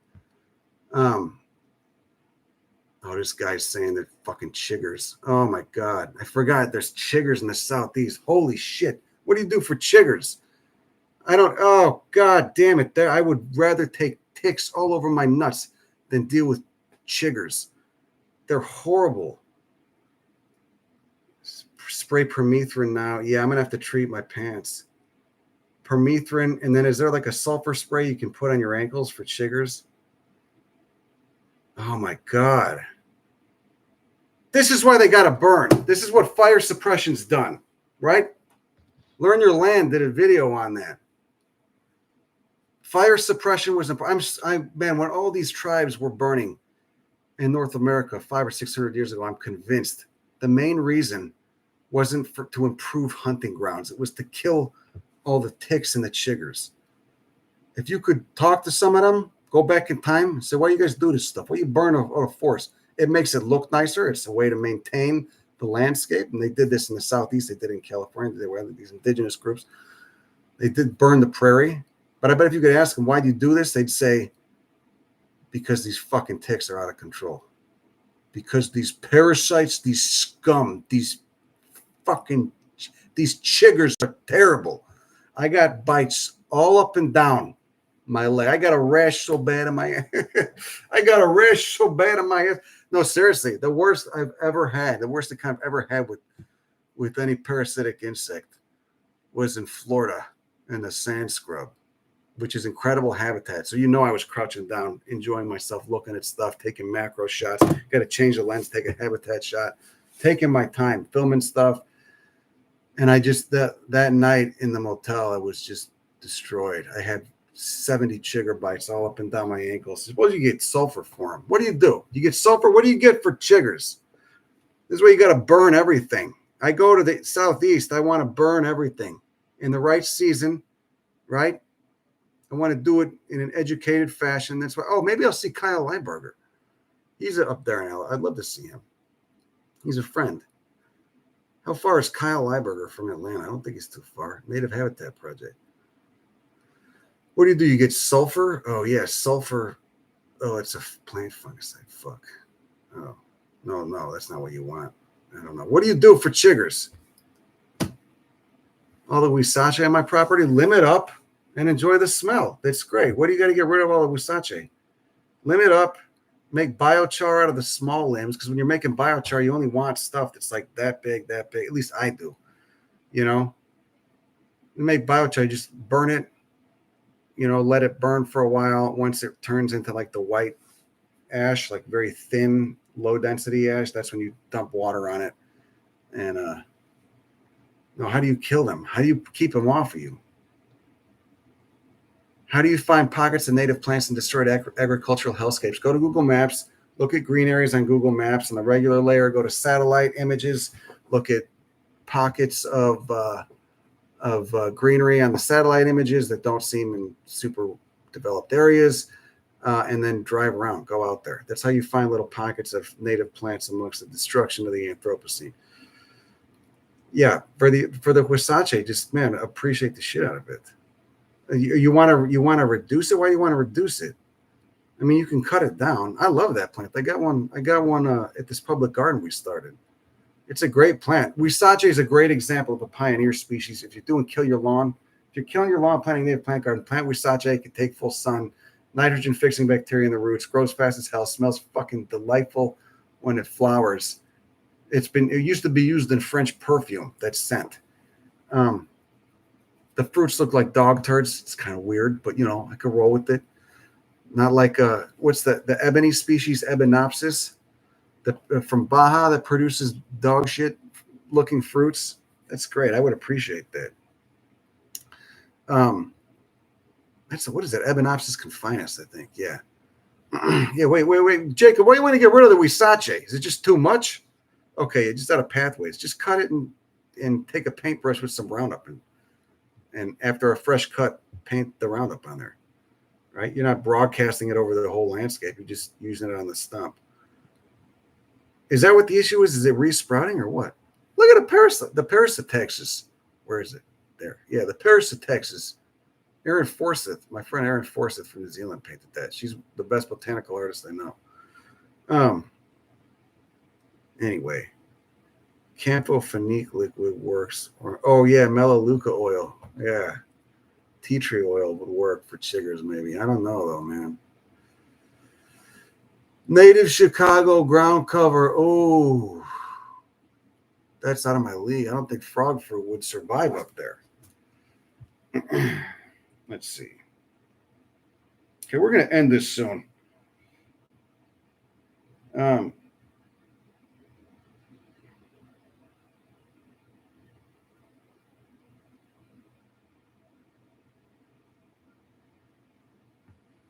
All right. You're making the dogs nervous. When you throw these tantrums, you're making the dogs nervous. You're flipping out. How do you recommend starting to learn taxonomy? Buy Plant Systematics by Michael Simpson.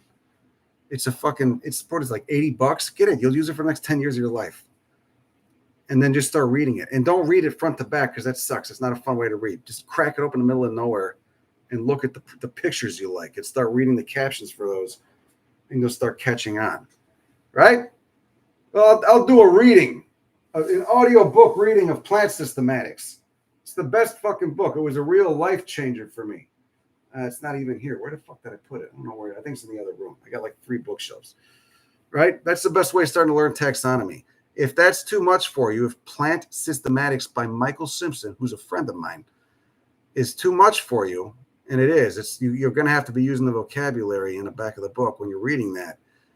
But that's how you learn. That's how you teach yourself. If that's too much for you, the children's book version of that, it's not really a children's book, but it's like hits the concept home harder, is Botany in a Day by Thomas Elpel. Botany in a Day. And it just rams home the idea that the key traits that you're looking for, the synapomorphies you're looking for when you're trying to figure out what family something's in. And you should always be asking what family it's in when you're looking at a plant, because that will tell you so much, what chemicals it might have, whether it's poisonous or not, what pollinates it, because these are all shared traits that plants share as a result of shared ancestry, of fucking inheritance, right? That's why we ask what family something's in. That's why we study taxonomy. That's why genus and species names are important, because they will tell you that, which is something I remember when these fucking idiots were attacking taxonomy 5 years ago. I got into a Twitter fight with some white lady. No offense to her. I'm not going to bring it up.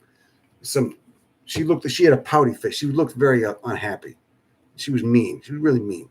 No offense to her. Bless her. She was baking cakes or whatever. Anyway, and she was saying all taxonomy is colonial. One of these like moralizing it. I said, shut up. No, it's not. It's not. Did you know that if you go to Iran, it's Iranian botanists doing botany there? If you go to China, it's Chinese botanists. It's not all, because the system was invented by European white guys doesn't mean it's a bad system. You don't have to, you're not like signing off on everything that these fucking, hooligans believed in. You're not signing off on like Linnaeus's eugenics, quasi-eugenics theories by embracing taxonomic nomenclature. That's the most fucking idiotic take, right? If someone you didn't like invented the wheel, would you not use wheels? Like, what the fuck? It's a great system. Genus and species. You learn the genus name. You don't have to know the whole species name. Just learn the genus, right? If Homo sapiens is too much for you, just learn the word homo, Well, you know what I mean.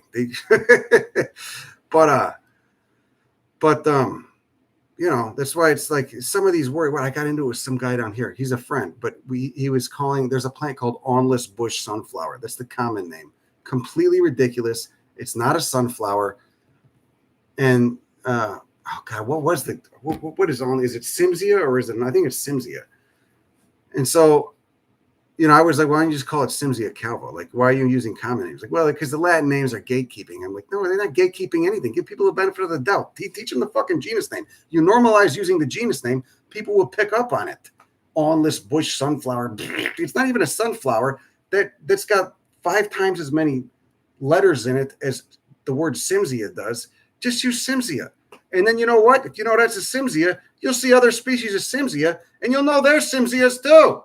If you know the traits that put something in the genus Simsia, the phyllary orientation, the fucking way the seeds look, whatever. So, God, it just drives me nuts. The insistence on using common names. And that is some shit I was not prepared for when I moved to Texas. So many people in Texas native plant scene, and no beef with any of it. I just think this is stupid, and I wish they would start embracing taxonomic nomenclature like professionals or people that respect the science. So many people here just use common names, and so many of the common names are completely ridiculous.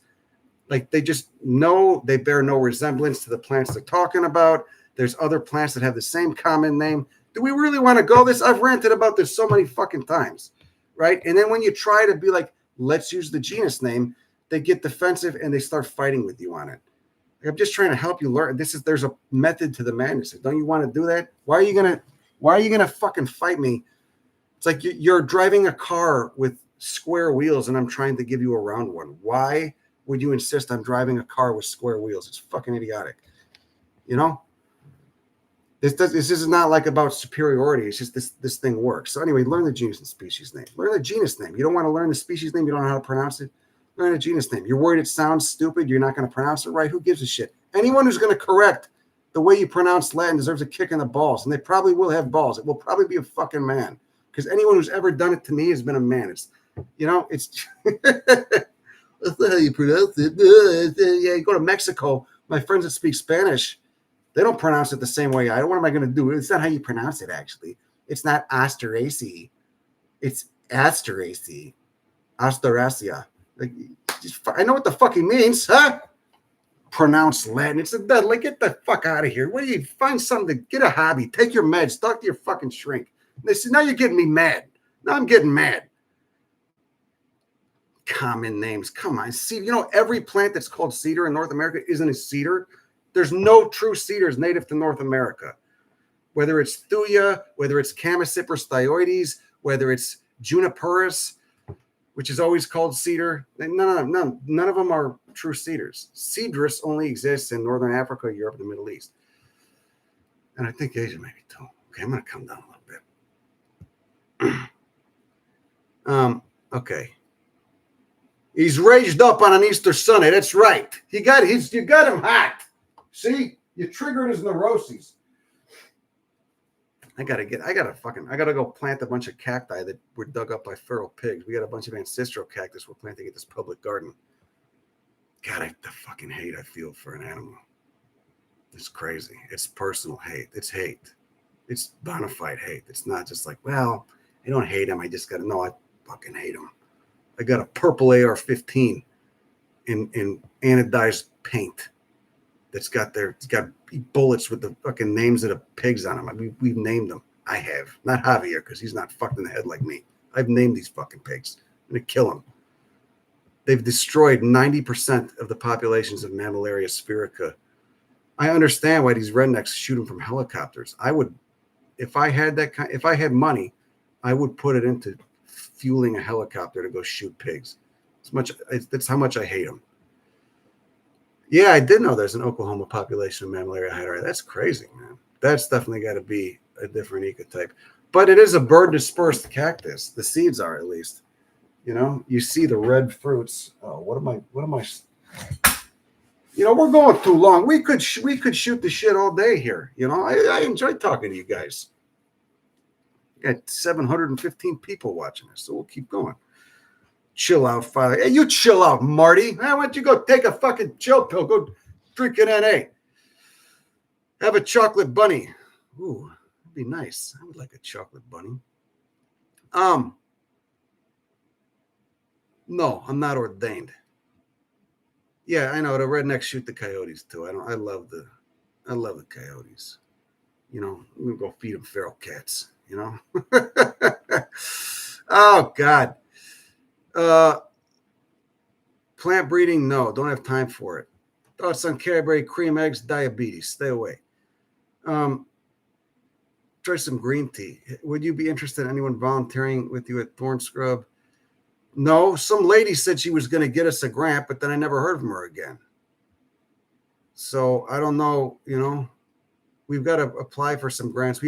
Everything on Thorn Scrub has been individual donations. Oh yeah. Buy a shirt. Hold on, let me go get him.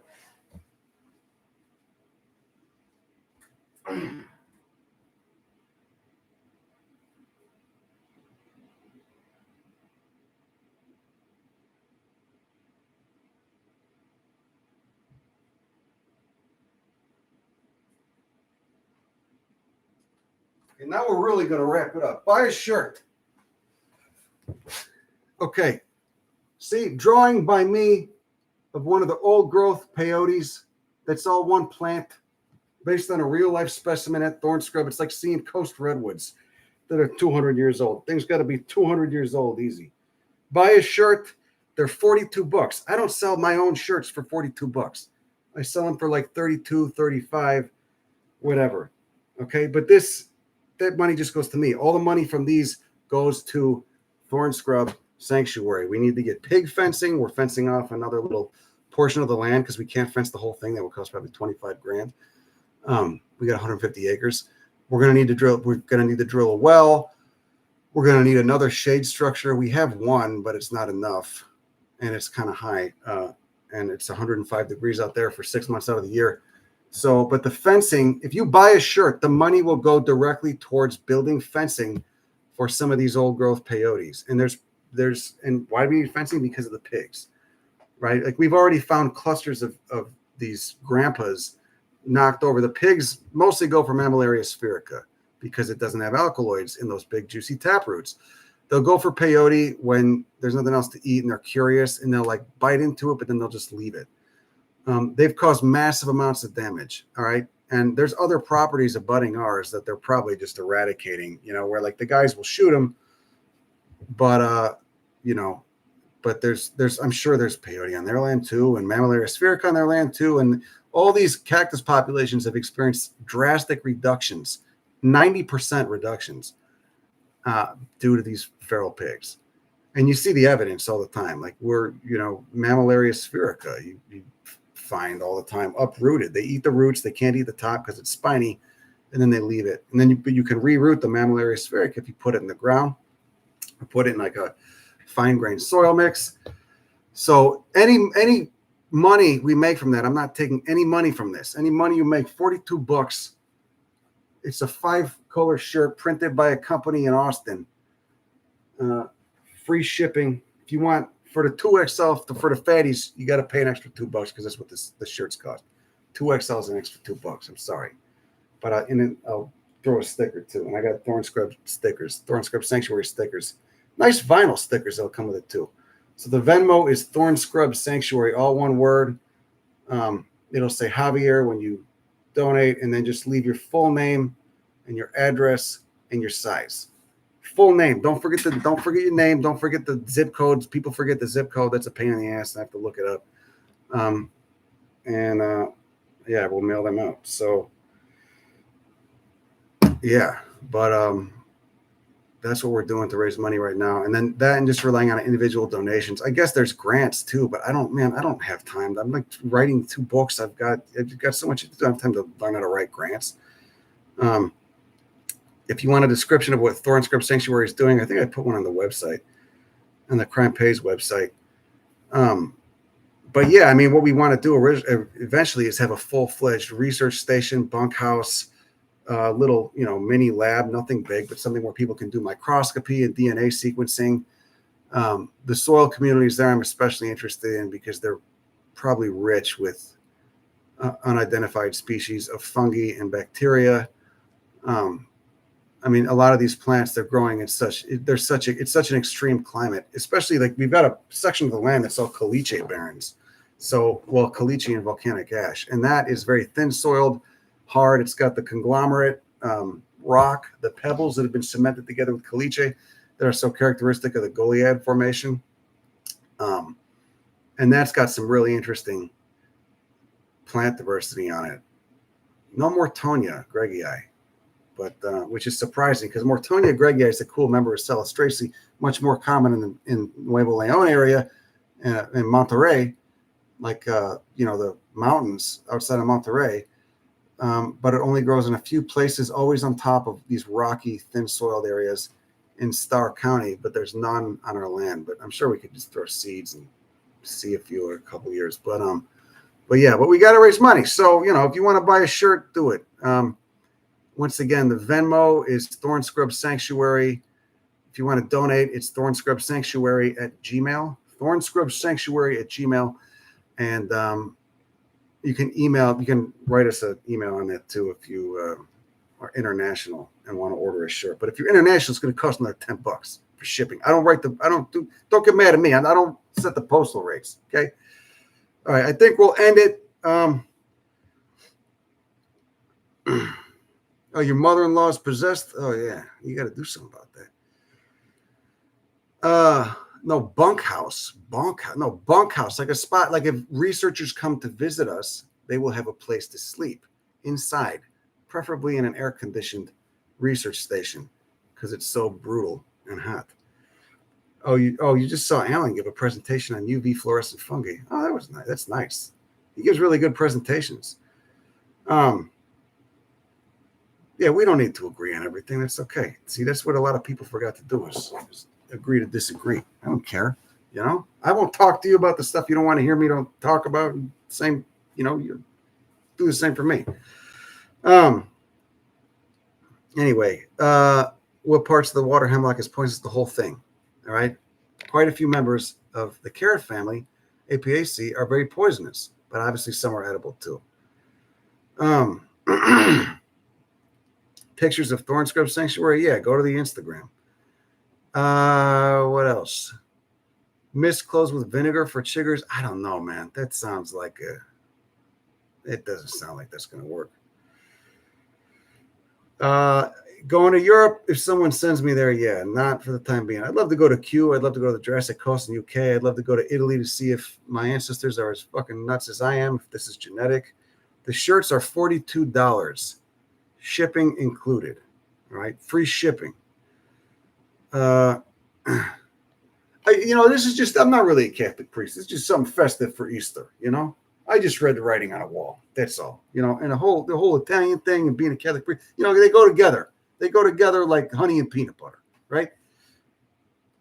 Yeah. So anyway, $42. Support us. Thorn Scrub Sanctuary, Venmo. We don't have a PayPal yet.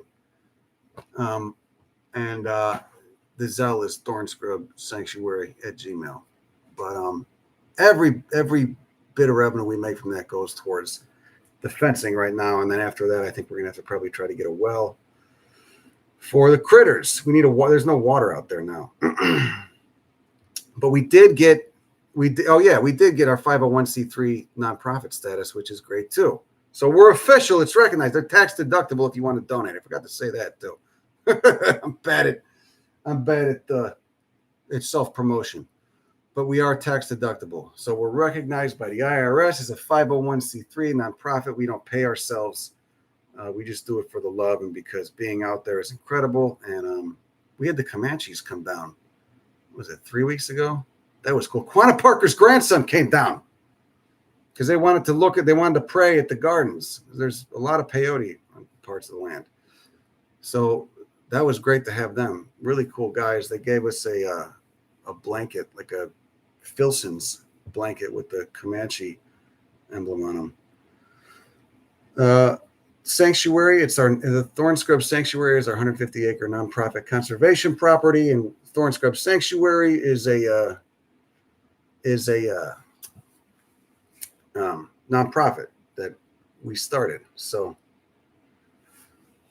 what is this guy random? They destroyed the pre-Columbian Americas. I thought you supported pre. What are you talking about? Who destroyed them? Mr. Rogers, the IRS? What are you talking about? I don't know. A website for the sanctuary yet? No, we don't. And we're not probably going to put money into that unless if someone wants to help us out or knows a way to set up a cheap website, that would be great. But I'm already the Squarespace site that I have to work with Crime Pays. I get mad every time I see the name Squarespace. They rob me. It's a scam, and I hate them. So I don't want to have to deal with. I don't know. Yeah, the thought of how do you do a cheap website? How do you do that? I don't know. Who knows about that? That's what I rely on you guys for. If someone wants to set up a simple website for Thorn Scrub Sanctuary that gives a about us description and gives a place to donate and photos of the land, that would be amazing. But I fucking hate Squarespace with a passion. I want to get away from them so bad. I'm feeling my blood pressure raise now that I'm even thinking about them. I fucking hate Squarespace. I hate Squarespace so much. You know that? God, they're terrible. And they're all about selling shit too. I go to everything about using the app is a headache. Everything is a nightmare having to interact with them. If you can get away from Squarespace, do it. If you know how to help us with a website for Thorn Scrub, send us an email at thornscrubsanctuary@gmail.com. Okay, I really got to go. I got shit to do. It's been 2 hours. Thanks a lot for watching us. I really appreciate you all are so nice. Even the shit posters. Right? You guys are so sweet. The shit posters that take their time every once in a while to tell me go fuck myself or say, thank you. I appreciate that. I'm not ignoring the time you put into thinking about me, spending on me. I'm flattered. Gives me a little stiffy. Shh, quiet about that. Okay. Thank you, everybody. And look for the book, Concrete Botany in a Year. I'll probably be talking about it a bunch. Oh, some guy was asking about shade or Midwest ground covers, Carex pennsylvanica, if you're into the whole wind pollination thing, Pennsylvania sedge, wild strawberry, Fragaria virginiana. That's probably good. That'll actually produce some food for pollinators. Wild ginger, Asterum canadense, but that is going to like shade. That's in the Aristolochiaceae. That's in the pipe vine. Really cool. Look at 2 or 3 videos back. It's in the pipevine family. Wild ginger, Asarum. Again, common names. Shit, it's not a ginger at all. It's got no relation to ginger. It's got a funky smell to the leaves. That's why they called it wild ginger. You know what? The dog freaked me out last night because it was the middle of the night and I heard that. And you jump out of bed. Oh shit, get him outside before he pukes all over the floor. And I have to clean it up. Someone should make an alarm clock with that noise, with the dog heaving, like pre-vomit sound, because nothing will get your ass out of bed faster. Moss phlox, Phlox subulata, Juniperus horizontalis. These are all kind of shit. I mean, not shit, but nothing grows as aggressively as frog fruit. If you could grow frog fruit, Phyllonatiflora in Chicago, that's what someone should do. Breed a cold-tolerant Phyllonatiflora. That thing is fucking indestructible. God, that's one of the best things about Texas, seriously, is Phyllonatiflora. And did you know there's a variety in the Atacama Desert, probably a result of a bird dispersal, because those are migration patterns from north to south. Probably a result of a bird dispersal that's way more hairier than the Texas one. In the Texas, because the hairs protect against drought, moisture loss from the leaves, and the Atacama, since it's so much drier, not quite as hot as Texas, but because it's so much drier. Look at this. It's like chalky mint green leaves. That's the Chilean ecotype of Phyllonatiflora. It's called Phyllonatiflora reptans. That's in northern Chile. Crazy. So cool. But you could see how the environment is selected for a hairier plant because it's so much drier. It's so much more intense. And there was the habitat that it was growing on. Look at that. Cracked mud. And that thing is happy as a pig and shit. No dieback. The Phyllonatiflora ecotype, the ecotype in Chile, the Atacama Desert ecotype of frog fruit. Crazy. Ivermectin. I still got some from Brazil. Me and Dylan treated ourselves with ivermectin when we got the Chiggers in Brazil. I should bring some for when I get Chiggers in Georgia now, because that's going to suck. Horrible. Okay, I got to go. Everybody have a great rest of your day. Go fuck somebody.